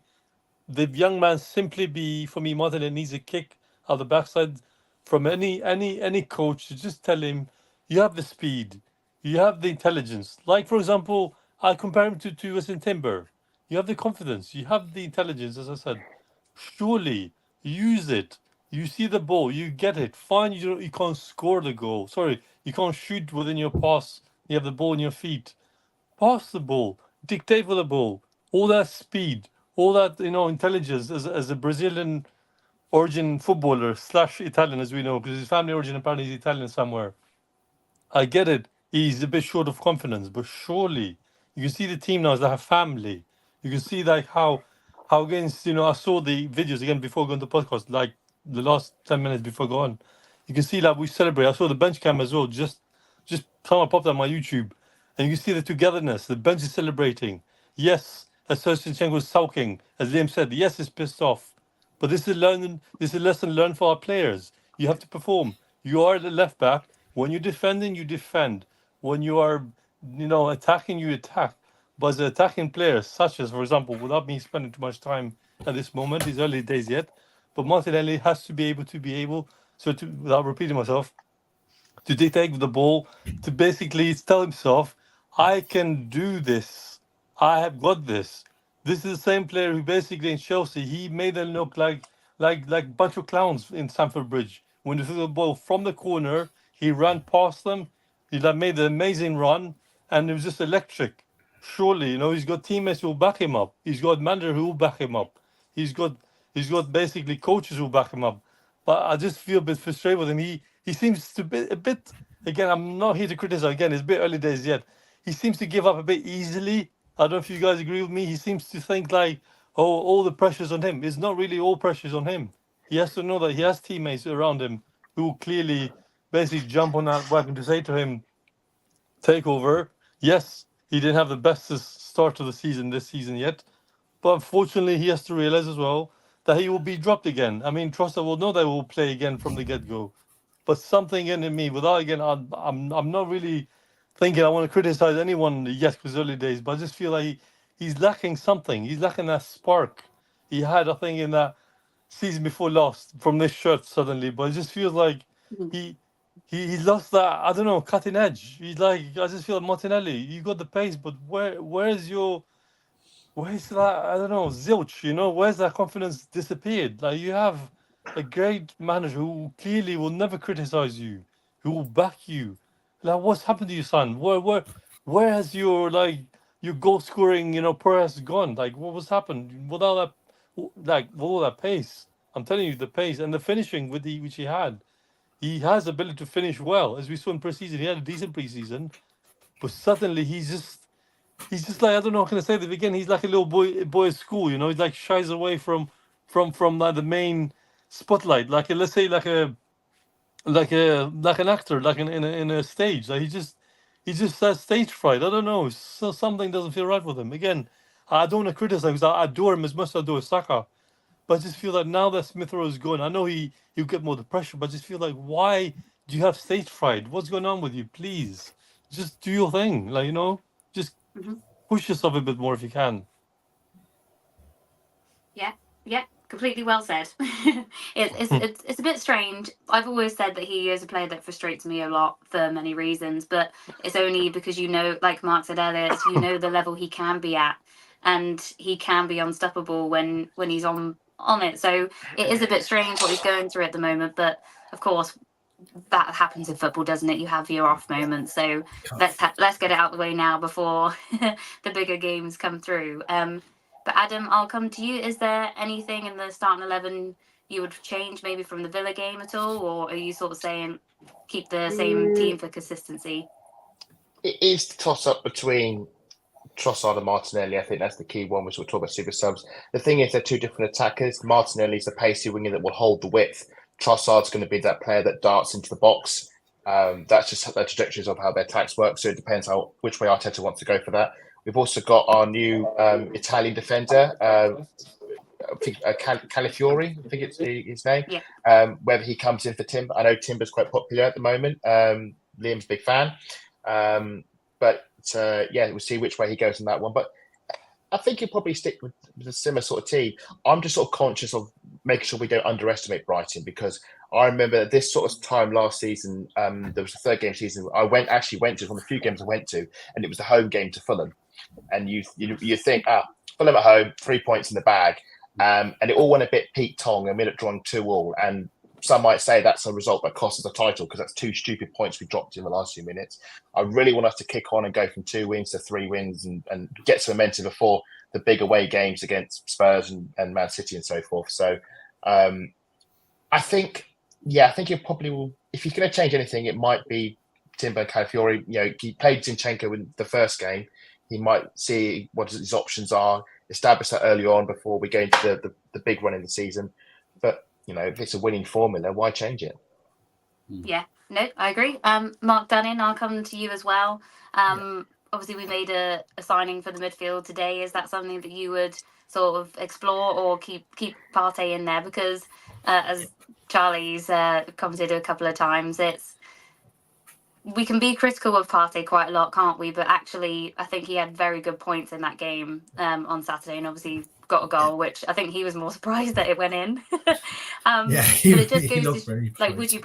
would you keep him in and get his once more game time under his belt as well and fitness? We'll start to see the better version of him. Yeah, no, I keep Thomas Partey in the team. I think fans' biggest issue with Partey is his availability. It's not when he's on the pitch, he very rarely has a poor performance when he's actually on the pitch, but it's actually getting him onto the pitch has been the problem over the last couple of seasons. So for me, no, I wouldn't rush Marino in on Saturday. I'd hold him and try to give him 15, 20 minutes off the bench. It's a job he did very effectively for Spain during the Euros, as we know. So yeah, I wouldn't be rushing Marino in this week. As again, look, I'm not going to pretend when we talk about Marino that I've seen him play a million times. I haven't. My knowledge is limited to what I saw in the Euros. So again, I wouldn't. I think Partey, Rice, and Odegaard is established over the last few weeks and towards the end of last season. I wouldn't be in a hurry to break that up. Not quite yet, anyways. Yeah, I agree. And Mark as well. Obviously, we know that there's unfortunately an international break coming up for a week. So just thinking about the importance of obviously going into the games of when we come back, they're massive, massive games. So how important to then get this done and dusted. As Adam said, it's not always going to be easy and we can't underestimate them. But for our point of view, we should be winning this game at home. It's almost as if you read my mind. So if you'd have just come to me without that precursor, it's what I was going to say. I think that it's huge. It's a huge game because we're kind of living in unprecedented times where you just can't afford to drop points at home to like sort of like a mid to upper mid level team in the league when you're competing against Man City, because it's like last season, like dropping points at home to Fulham. They sort of lost us the league, and it's just going into international break and playing City away, Spurs away. You can maybe, even last season we took 4 points off City, we still didn't win the league. So you can maybe afford to drop, get a draw against City, maybe get a draw against Spurs, but it is completely unprecedented times where it's a massive game. We're game 3 of the season, and it's a must win and a 12:30 kickoff at that. So I think the supporters will be up for it. I'll be certainly well up for it. And just touching on Mikel Merino as well. I think that signing is a real big statement because it's very different to the sort of profile of the player we usually get. We're usually getting a player that's a bit younger, who's going to grow into the team. But I think Arteta sees this season as a season that we can do this. Because he's a ready-made player. He's not someone who's going to grow into the team, but I didn't know anything about the guy. But what I've done sort of research-wise, it's just all about those duels. He just doesn't lose duels, and we know Mikel doesn't like to lose duels, as we've all seen on the documentary. He's a duel monster, and it's so good to have someone else to sort of muck in the midfield, but. Yeah, huge game. Have no doubt on Saturday, but I think we'll do it. I think we will win. I think we'll be up for it. The momentum from the Villa game and win it in the manner that we did. I think we'll win that game. Yeah, brilliant. And Liam, anything further on the game this weekend? It's like sort of same. Obviously, bringing in Trossard maybe is the only change for you. Yeah, I'd definitely bring in Trossard. I think he deserves it. I watched Brighton last Saturday. I weren't really overly impressed, if I'm being totally honest. I thought Man United were a better team in the first half. But it was typical Manchester United in the second half, and we're not Manchester United. We're one of the best two teams in the Premier League at the moment. And 12:30 kickoffs, I don't like them personally because I just don't think the fans get up for it. I don't think they get up for 3 o'clock potentially as well. But I think we'll beat them, son. I think we'll beat them Saturday. They have got a good record against us overall. They can cause upsets against us, so we have to be wary. But this is a different Arsenal. Do you know what I mean? This is a hungry Arsenal, and I think Trossard comes in. I think he'll punish his former team again, like he did at Brighton in April. Yeah, absolutely. Can we just get a quick shout out for that Man United game? The offside. The offside goal that Man United got chalked off of there. That's one of the greatest offside decisions couldn't happen to a better team, as far as I'm concerned. That was fantastic. It's fantastic. He's offside at the end of the day. He's offside. Goldbridge was moaning about it, but mate, Goldbridge does talk sense sometimes. I'm like, mate, at the end of the day, if that ball's not past that line, it's offside. I just watched it and I was like, that's going to go offside. I can't wait for the VAR to kick in. This is fantastic. Hopefully it doesn't happen to us at the weekend, though. Should just say. Yeah, exactly. Ben Arg's going to be talking about that in 6 months' time. Oh, he will be. He will be. Yeah. Absolutely. Absolutely. Yeah. Ideal. Well, yeah, we'll just finish that section with getting everyone's predictions as we do.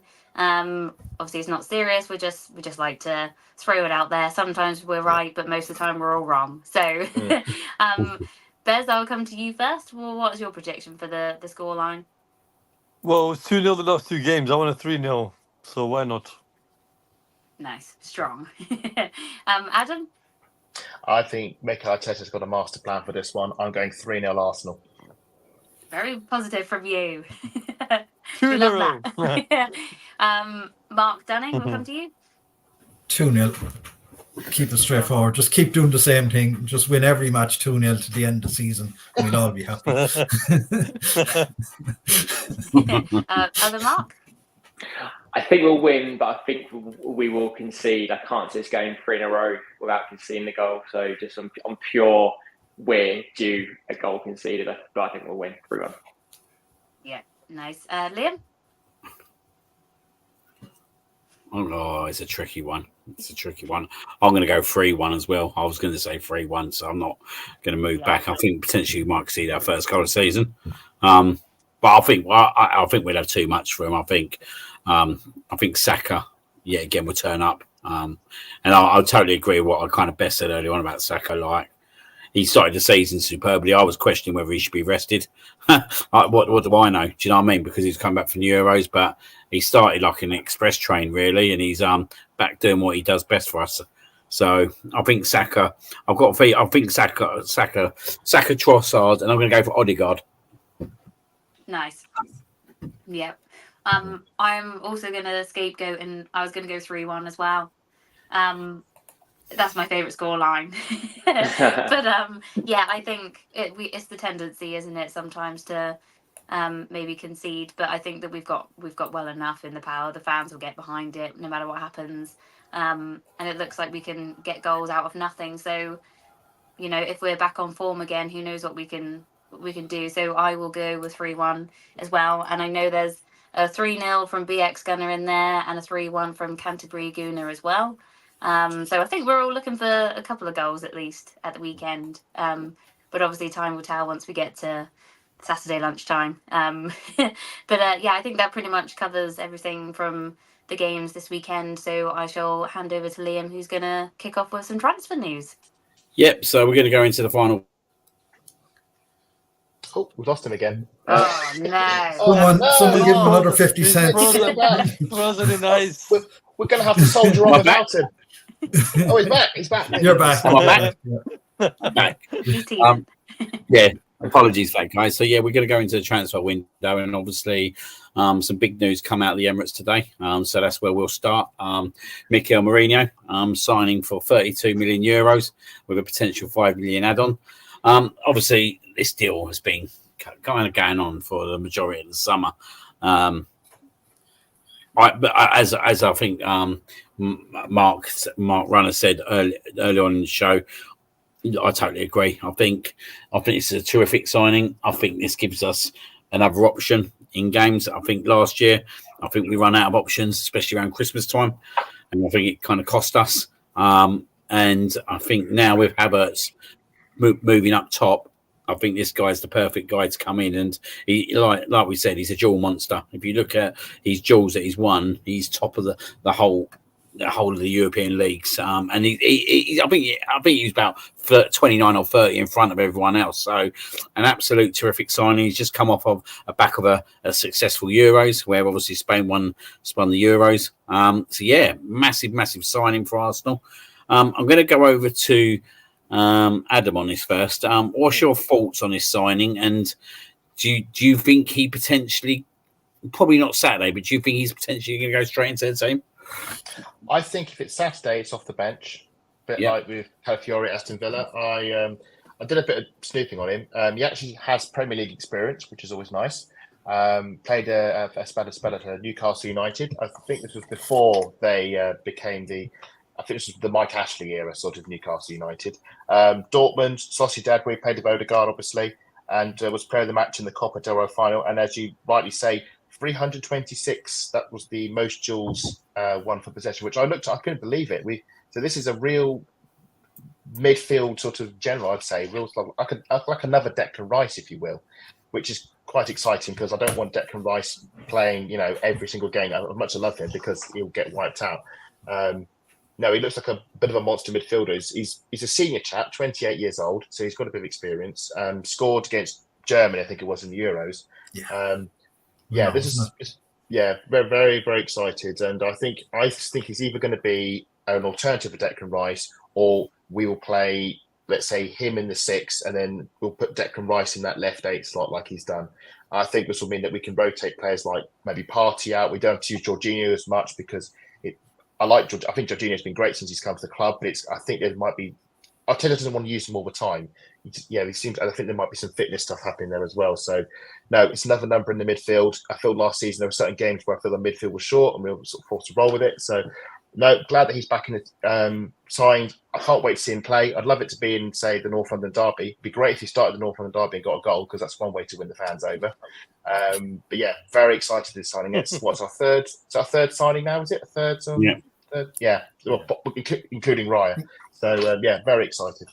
Yeah, definitely. I totally agree. And 326 joules. Like, let's get there. Like, do you know what I mean? Like, this just shows. Like, obviously, we got Declan Rice last year, who is for me, he's a mentality monster in everything he does with that midfield. But to get this guy in as well, I just think like we've got options now. Do you know what I mean? We've got flexibility within that midfield, and that's the big thing for me now. We've got the flexibility, and I think there'd be some interesting games where Declan Rice and him will play together and they'll be switching roles. It'd be interesting to see how that kind of goes. You're going to go over, because obviously I'm not going to I'm going to go through this with obviously individually with you guys, because obviously it's a signing, but we won't do the rest for the transfers that I'll discuss after. But just going over to you, Mark Dunning. Do you think that potentially Mourinho will come in? Could you think Thomas Partey could be looking over his shoulder a little bit? I would imagine so, because look, Rice and Odegaard aren't going to get dropped. Their places are nailed on. They're starters. So I would imagine the place he's eyeing up is Partey's, whether that's Rice moving to 6 and him playing left 8, or as Adam mentioned, him playing as a 6 and leaving Rice at the left 8. But yeah, Partey's place has to be the one he's eyeing up, because you're not getting Rice or Odegaard out of the team. No, and that's the interesting part, isn't it? But I think as well, like with Thomas Partey last year coming back, not playing many games, does this give us the option to kind of be able to kind of manage Thomas Partey's schedule as well in terms of the games he does play? Definitely, and as you said, it's something we probably have to do and probably should have been doing earlier, but maybe just didn't have the options to do so. Partey's missed a lot of time over the last 2 seasons, so hopefully having that extra competition in there will enable us to kind of go, do you know what, you don't need to play game X, we'll hold you for next week.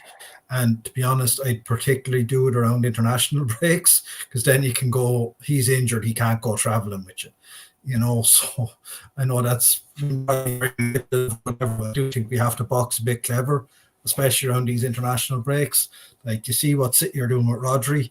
Rodri, he won't play this weekend either. I would be surprised if he does, and I guarantee you they won't let him go with Spain next week either. Not a chance. So then he'll be ready then for them for the games in October, and particularly when we go there, he'll definitely be playing. So I think particularly around the international breaks, if we have a bigger squad, it does give us that opportunity to box a bit cleverer than we have been able to do previously. Brilliant. Cheers, Mark. And going over to you, Bez. Obviously, some good points raised by Mark there, especially around, obviously, the international break coming up. Do you feel that Mourinho will come into that team after the break? And it's a bit of an interesting one, isn't it? Because the 2 games after are probably our 2 toughest games of the season. When you think of the North London derby and Manchester City away, it's a bit of a risky sign to embed him into that team, isn't it? So do we hold out to after that period and potentially play him in Europe?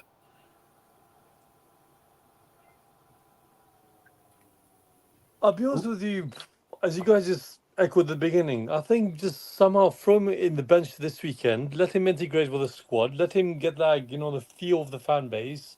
We know he's a big game player. I'm a big fan of his. From us seeing his stats, Euros, I was amazed how he controls the game. I'll say yes. Keep on the bench for this weekend. He might maybe a little cameo, let's say, like a little 10-15 minutes. Hold him till that point.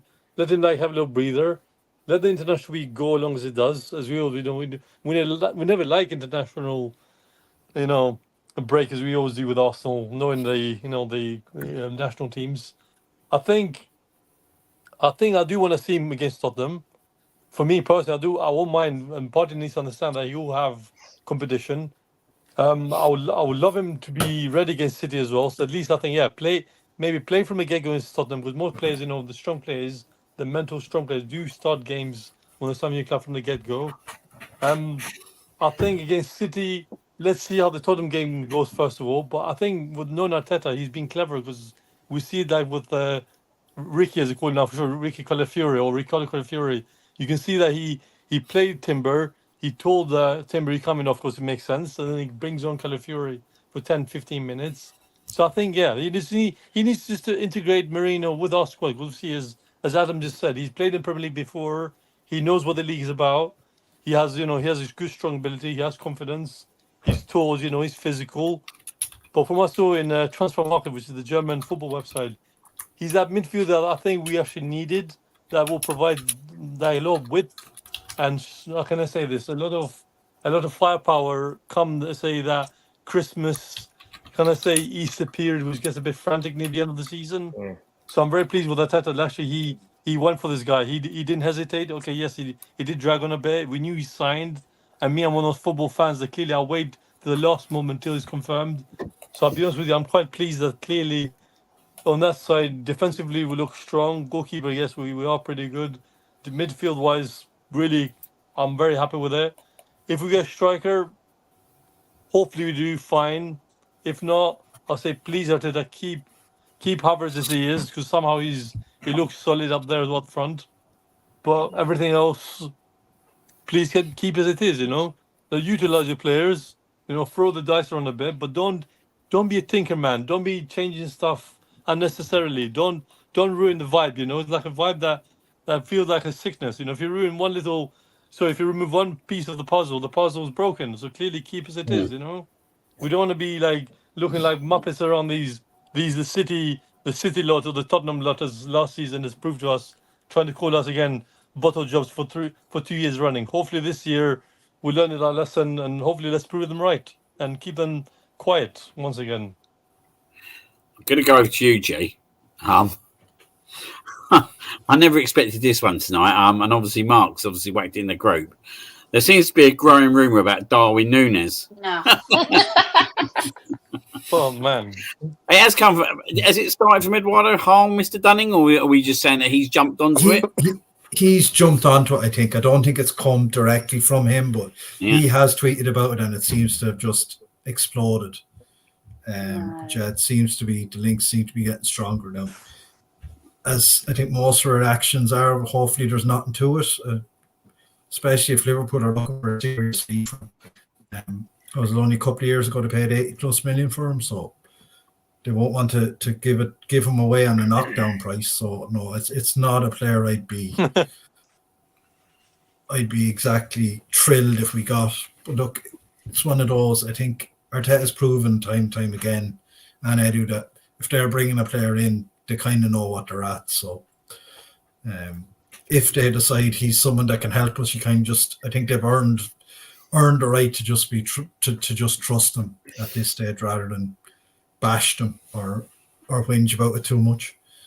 I think the thing, I was going to say, sorry, I think the thing is because Arteta did a great job of turning Havertz around, because we all thought he was a bit of a flop at Chelsea, and he's become quite good for us now. People are thinking, oh, he could turn around Mudryk, he could turn around Nunes, whatever forwards are flopping. Maybe we should try Timo Werner. He sucks. Maybe we can make him a star striker. No, it doesn't work like that. Do you know what? Yeah, right. It's coming from AFC. It's coming from AFC Camden, which is actually a reliable Arsenal source. I would say it's something that's obviously popped out. If Mikel and Edu decide that's the option they want to go around, I think for me, with Darwin Núñez, he does get himself into a lot of positions. It's him finishing off the chances, which is the major issue with him, what I see at Liverpool last year. And I don't know if that was a little bit around his relationship with Klopp, because I don't think it was totally 100% watertight, if I'm being totally honest. I don't know. I think it's one I'm going to have to wait on and see what they kind of do. But do you know what? In terms of how they kind of turn around Havertz, you'd have to say that if they do go down that road, then obviously I know we'd all kind of obviously back him if he did sign, if it was something that did happen and sign for Arsenal. But I think he'd definitely have to obviously improve his conversion rate. Let's just say that. So it's a bit of an interesting one. Just going over to you, Mark Runner. What's your thoughts on that one? Yeah, I've just read AFC Camden's tweet. He says it is improbable but not impossible, but it doesn't really excite me that much, to be honest. I think if we're going to sign a striker, it needs to be someone else. And you've got to ask yourself the question: why are Liverpool looking to sell? Especially, I don't think they've been linked with any striker coming in, so it's a real weird one. And unless we're getting him for like complete like cut price, like the deal of the century, just to have a number in there, because I know I'm sound like a broken record. We are in so many competitions, plus the Champions League is even longer this season with an extra game home and away, so we're gonna need the numbers of Eddie leaving, etc.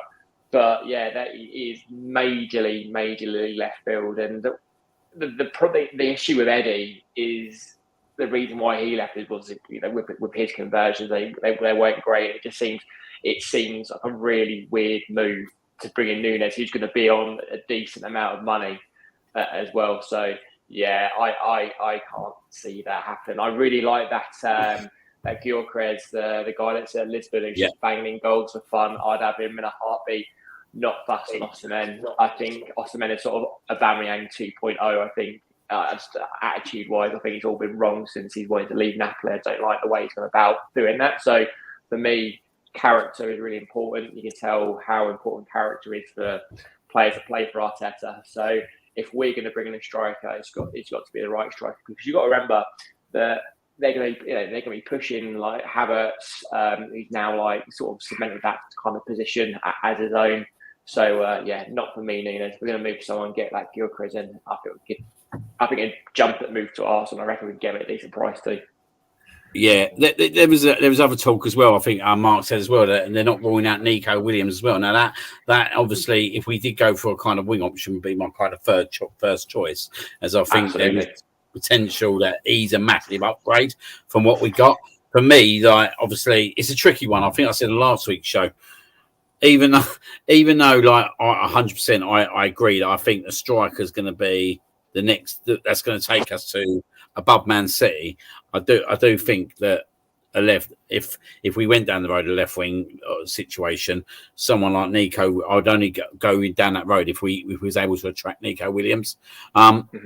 Do you think there's any chance of that kind of materialising, or? I don't think so. I think they've given him a new number. I think he's very settled there. I think he's got his head screwed on. I think he will eventually move. He'll outgrow Bilbao. He's too good for him. But I think unless we come in with and meet their he has a release clause like Thomas Partey. I think this was the misquote. So Charles Watts was on a podcast and he said that the deal would be similar to what happened with Partey, because that deal just sort of came out of nowhere a little bit, and we just obviously dropped the money, and they had to let us talk at that point. So Eduardo Hagen saw that as like, oh, we're in for him, which is not the case. Charles Watts, shut it down on Twitter. From the moment, it's like, that's not what I said, which is quite funny. So completely misquoted him, but. Yeah, I can't see him moving, but I'm the same as you, Liam. Rather than getting that number 9, I think I'm going to talk about Gyökeres as an option. That mythical number 9. There isn't too many players like that anymore, because when we were growing up, Liam, you had your 4-4-2, you had your two, your two strikers, and there were like more of the centre forwards. Now you got like loads of, like pretty much everyone plays like a 4-3-3 or a variant of. So there's not as many like strikers. So for me, I want someone to come in and who can sort of play across that sort of front three, who can do a job there, because I just think we do sort of play Saka into the ground. I just fear for him, because Arteta just doesn't give him a break. So so someone who can play in the middle or can play on the wing would be my preference. And one other name that's been mentioned, Isak. Obviously, I don't expect that to absolutely go through. Is that someone, if we didn't make a signing this summer, would he be in contention for you? Obviously, he was interested before he went to Newcastle. 100%. Yeah, I think he's had a very sort of slow start to the season so far. Hasn't really kicked on from how good he was last season. If we did get him, then it'd be reuniting Ødegaard, Merino, and Isak, who all played together at Sociedad. So that'd be quite nice for him. But Isak at the back of the last season, with a number 14 on the back of his shirt, I was like, this is quite exciting. It'd be great to get him in. But I think the only way we would be able to get him in is if like the FFP thing. Sort of came down on Newcastle and they had to start getting rid of players. I can't see them getting rid of anyone anytime soon, because Newcastle looked very poor. They massively got away with one on the weekend. Less about that. But I would love. I'd like to have Isak or Gyökeres, or sign and play in the front three. But what I will say on transfers, and it might be again showing my age, it's just that. There's just this obsession with like, we've got to get players in. What are you doing, Eddie? You've got to get players in. We've only got 14 players. I'm like, why? Like, we very nearly won the league. We brought in 2 brilliant players. What we just buy players for the sake of something shiny and new. It's just Chelsea. Might be a general. Yeah, exactly. Thank God. Let's just buy all the players. And then we'll have all of them. All the players. People think it's just like Football Manager or FIFA. It blows my mind. There's people there's a lot more to it that goes on. Do they want to move to the areas? They want to leave the country they're living in, etc., and. It's not easy to sign a player, and I just think that it's just crazy. It's just people losing their mind because we've only signed 2 players. If we got 4 mediocre players in who won't really get a look in, does that mean we've had a good transfer window? I just don't get it. I don't get it. If we get one more who can play along the front three, I'll be very happy. If we don't, I still think we can win the league, because I think our team's bloody fantastic. Yeah, I think they're definitely with the midfield, like getting the midfield in, that's button that down. I think we can get that one forward player in.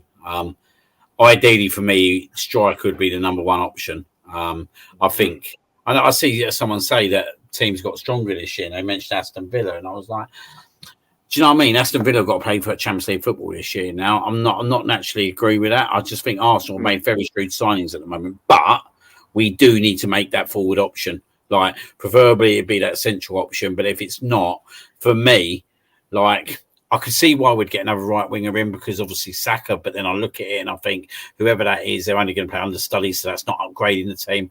left wing would upgrade the team if we got Nico Williams, but if we ain't going to get Nico Williams, then do I really see us getting a left winger in? Probably not. So I do think it is a central option, potentially, unless obviously Nico did come available. Going to go to this one though, guys. Obviously, this is something that's going on. I'm going to go to G on this one. Eddie Nketiah. He's going to move to Selhurst Park, it seems, Crystal Palace. This deal is looking like it is going to be go over the line. Apparently, he was in Beckenham today, if the rumours are true. It's been a saga all summer, isn't it? Marseille, Nottingham Forest. But now it seems that the team that have been interested in him for the last 2-3 years before he signed the contract that he signed, it was always Crystal Palace. It seems that it was destined to be Crystal Palace, and yeah, he's moving there. I think, from a personal opinion, I think that he's had some really good moments at Arsenal.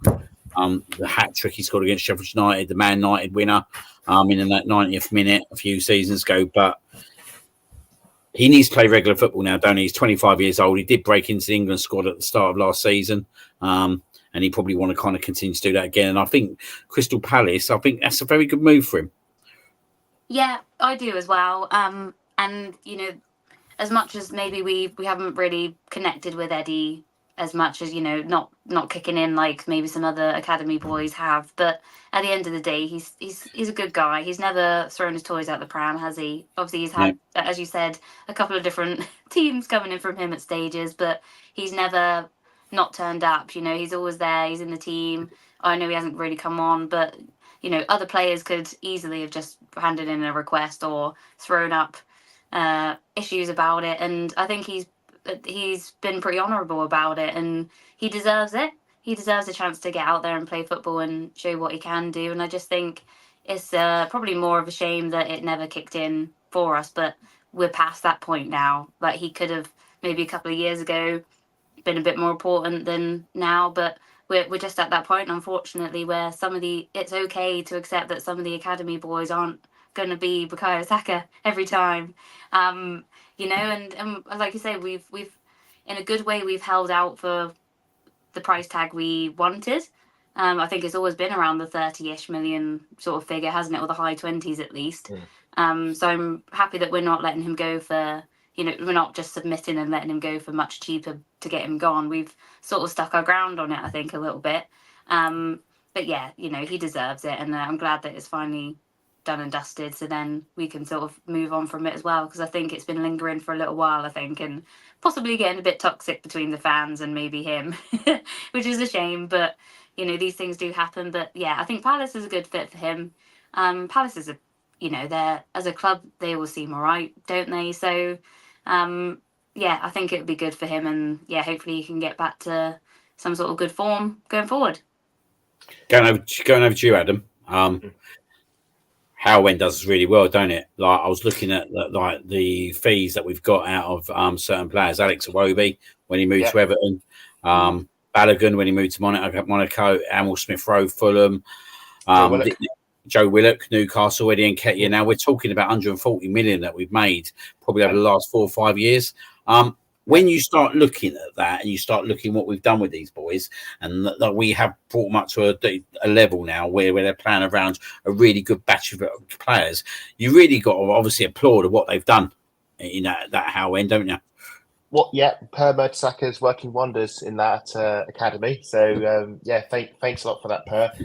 This is what academies are for. This is going to sound really heartless and cruel, because we all dream of that Hollywood youngster coming up through the academy, breaking into the first team, scoring 50 goals for Arsenal. He's one of our own, etc., etc. That's Bukayo Saka. Okay, that is the Hollywood story, because the truth is, academy players don't en masse break in and become the unless you are the only thing I can think of is the class of '92, that Manchester United team. It doesn't happen on the main street, because what happens is you buy your talent in. The academy is a money printing machine. It is you train them up, you advertise them in your team, in your first team for a few seasons.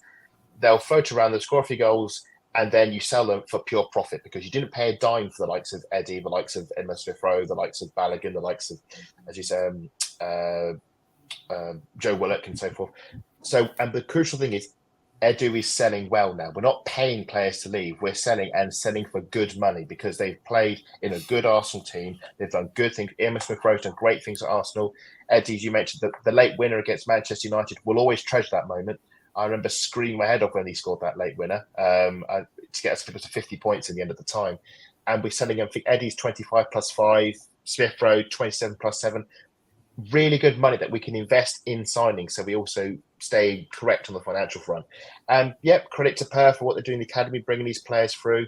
I know that there'll always be players in the academy. People say, "Oh, like in Wary, that'll be the next one." Coming through the academy, looks like he's going to, now that Vieira's gone on loan, it looks like in Wary he's going to get a chance in the team. I'm a betting person. I would say in 2 to 3 years' time, we're selling him for similar money to somewhere else, and that's just how it'll go.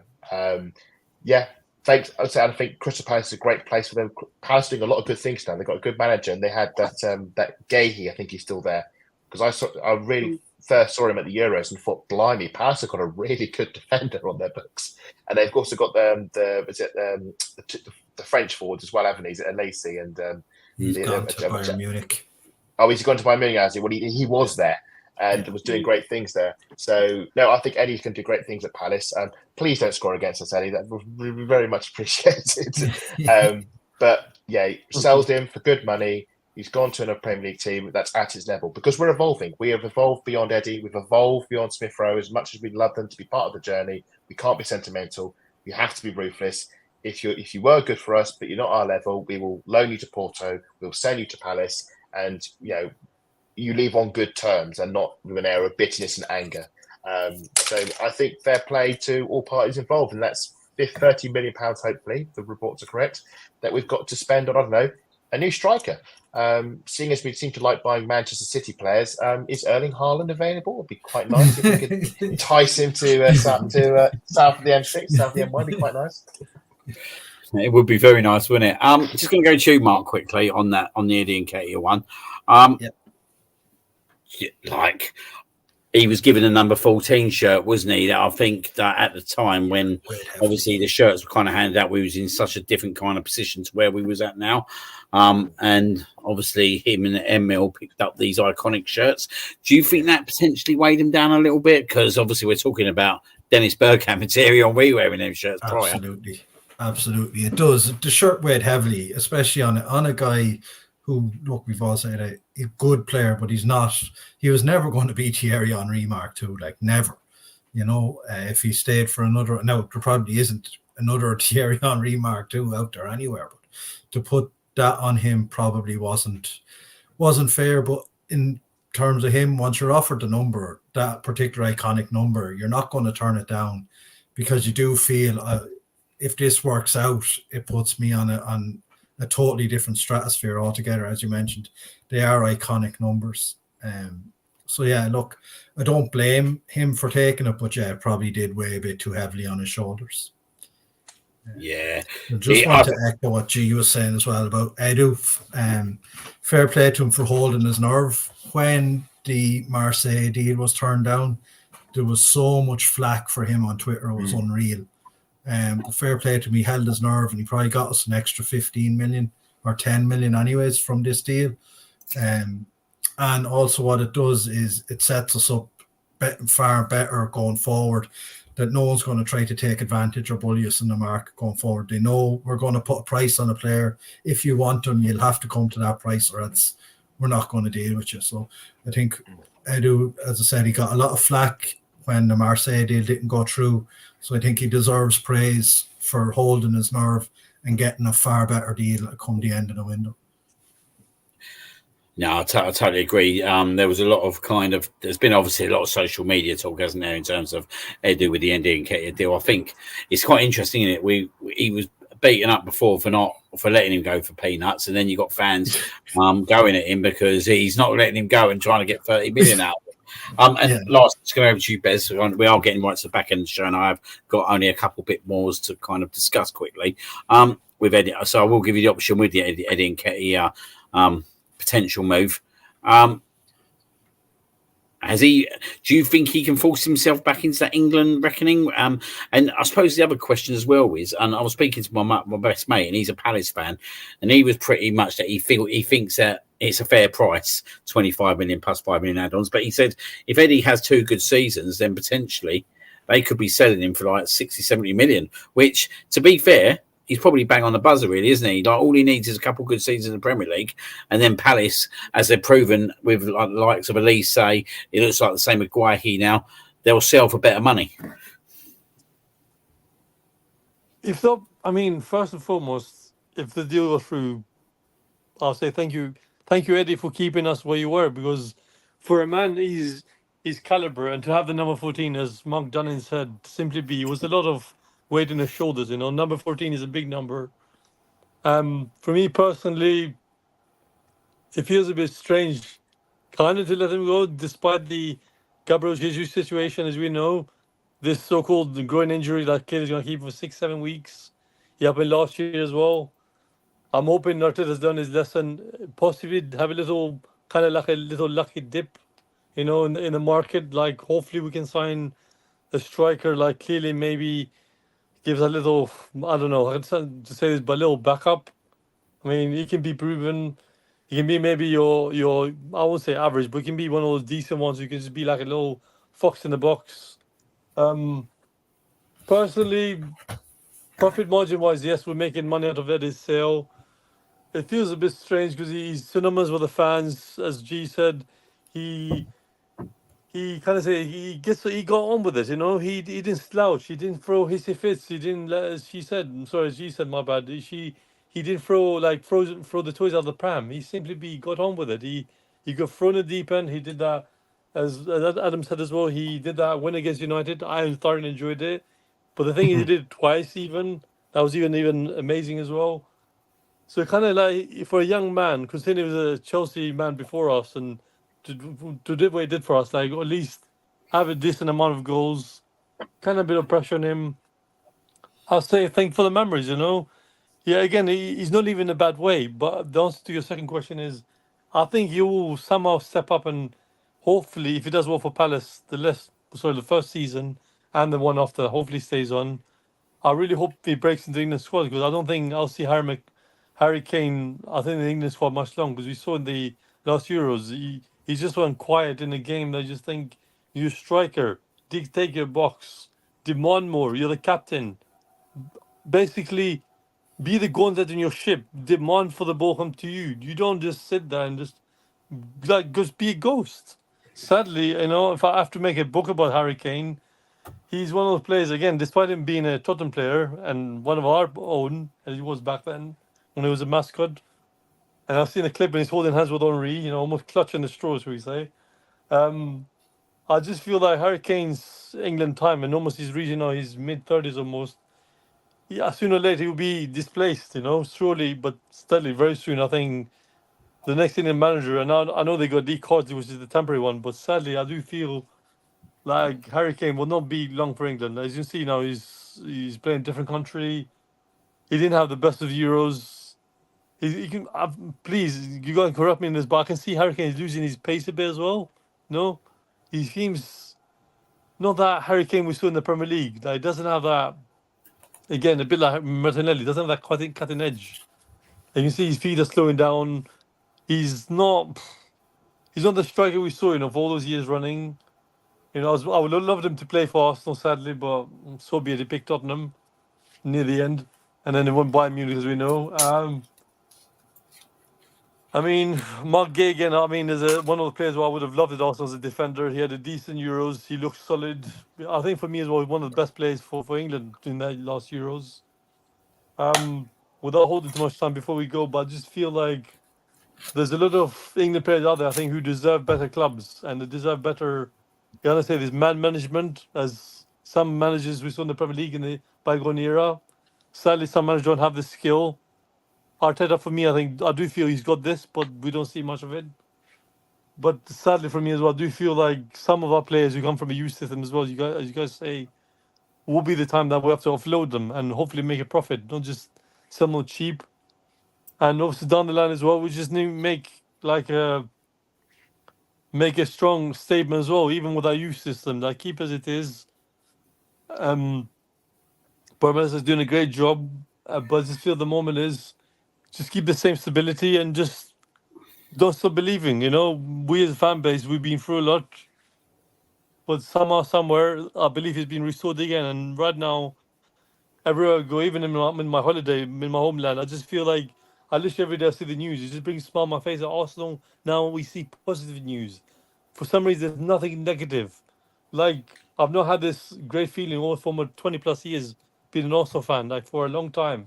And just to see these pictures, to see footballers who have Arsenal shirts, as I mentioned earlier in our group, like to see them wear the shirts I used to wear growing up, it's like surreal, you know. It makes me happy that we're players who actually now proud to play for the shirt, who actually want to play for the club, who want to play for this fan base. It's just amazing. It almost may feel like just I'm part of them, you know, without saying anything extra. It's just unbelievable. I'm just so happy to see players that playing off for the shirt. As I said even last year, I want players to play for the shirt, just to deliver, not bleed for the Arsenal club. Just keep it as you are, but just be yourself. Don't listen to the media. Don't listen to negative press. Don't listen to negative, you know, other fan bases, other clubs, whatever. Just be yourself. Do yourself. Do your thing, sorry. Be assertive. Reach your goal. Follow your dream of making this club great again. Cheers, mate. Thank you very much for that. I think, yeah, like obviously, Yeah, I think we're definitely going down that road now. Do you know what I mean? We're like in terms of making this club great again. I think that it's been a long, hard slog for us Arsenal fans. I think, especially over the last 6-7 years. But we're definitely under the right, in my opinion. I think we're under the right stewardship at this moment in time, and I think we're so close to being where we need to be. And I know we haven't won anything over the last 2 years, but we're challenging. Do you know what I mean? We're competing against a team that probably one of the best Premier League sides that you're ever likely to face with everything that's going on in the background with that club. So I think where we are at the moment, with the average age of this team, it can only get better. What I will say is, guys, I'm going to quickly go through the last two transfers myself. I ain't going to really go over to you guys.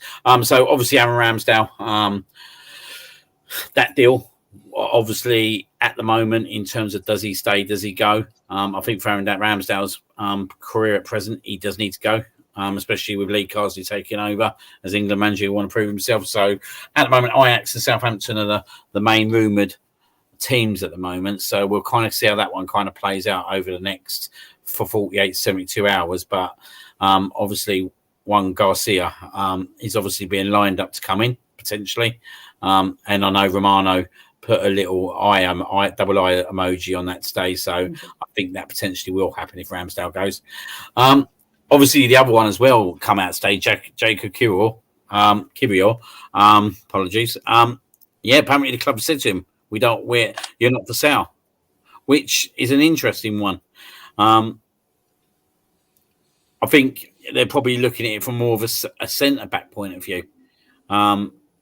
For the remainder of this season, that we do need him. And I thought he had some good moments last year. He is what he is. He's a squad player. He can play left centre back. He can play left back. I don't think we're ever going to need him to really play left back this year now. So that'd be an interesting one if that does remain the same. And I guess the last one, Kieran Tierney. Like I don't know. We don't know where his fitness is at the moment. Obviously, after getting injured in the Euros. But obviously, will he leave before the summer window closes? I could only imagine a loan deal. Wouldn't surprise me if he ended up back at Celtic.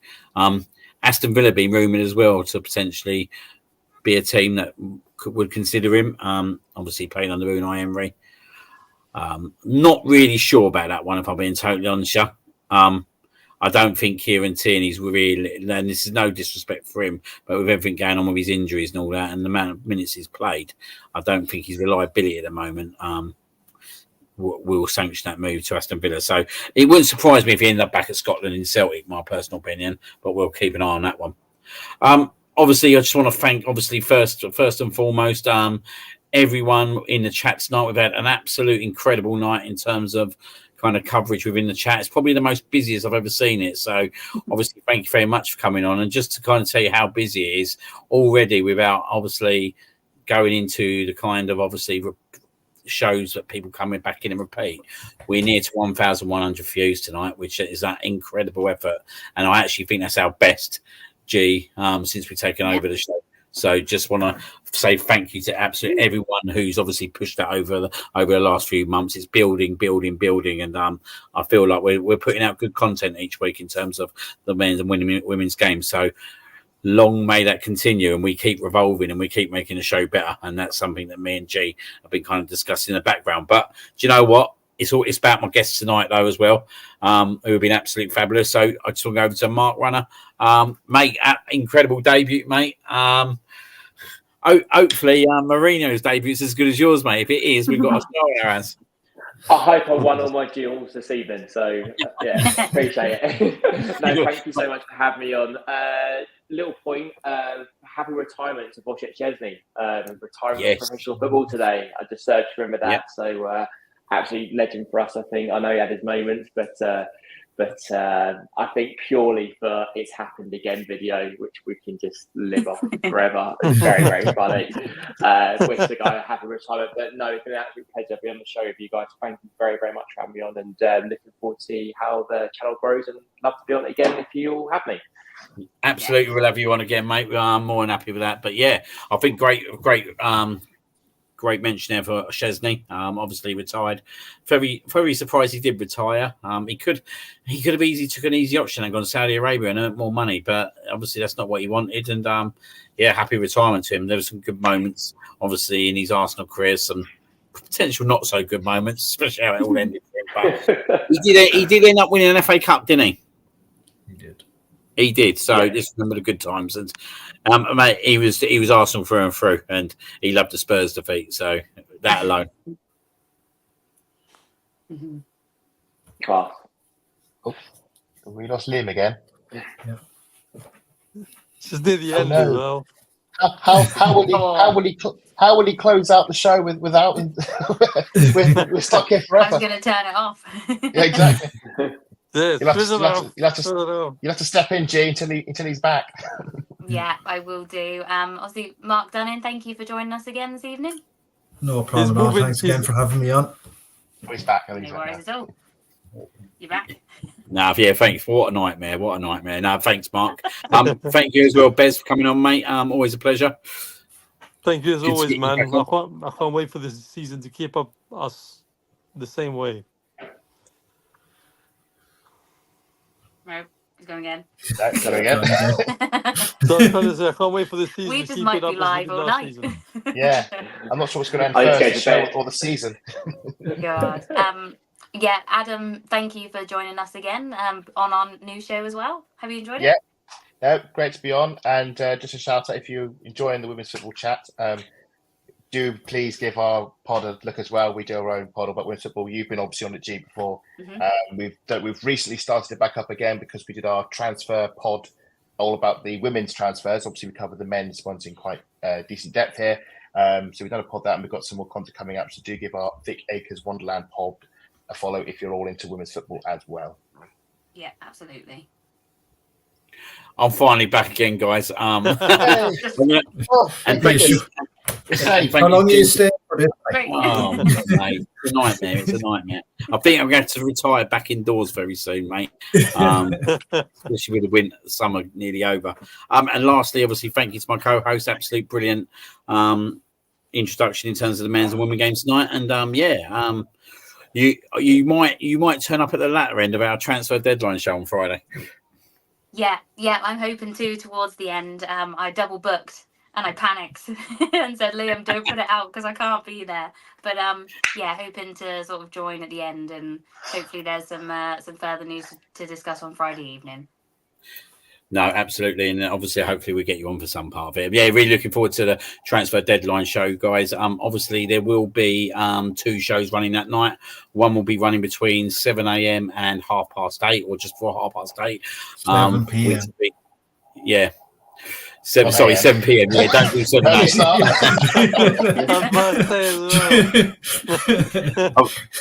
Mark was getting worried then, mate. He was having a start. I don't remember booking a day off work to do this. Where's your dedication?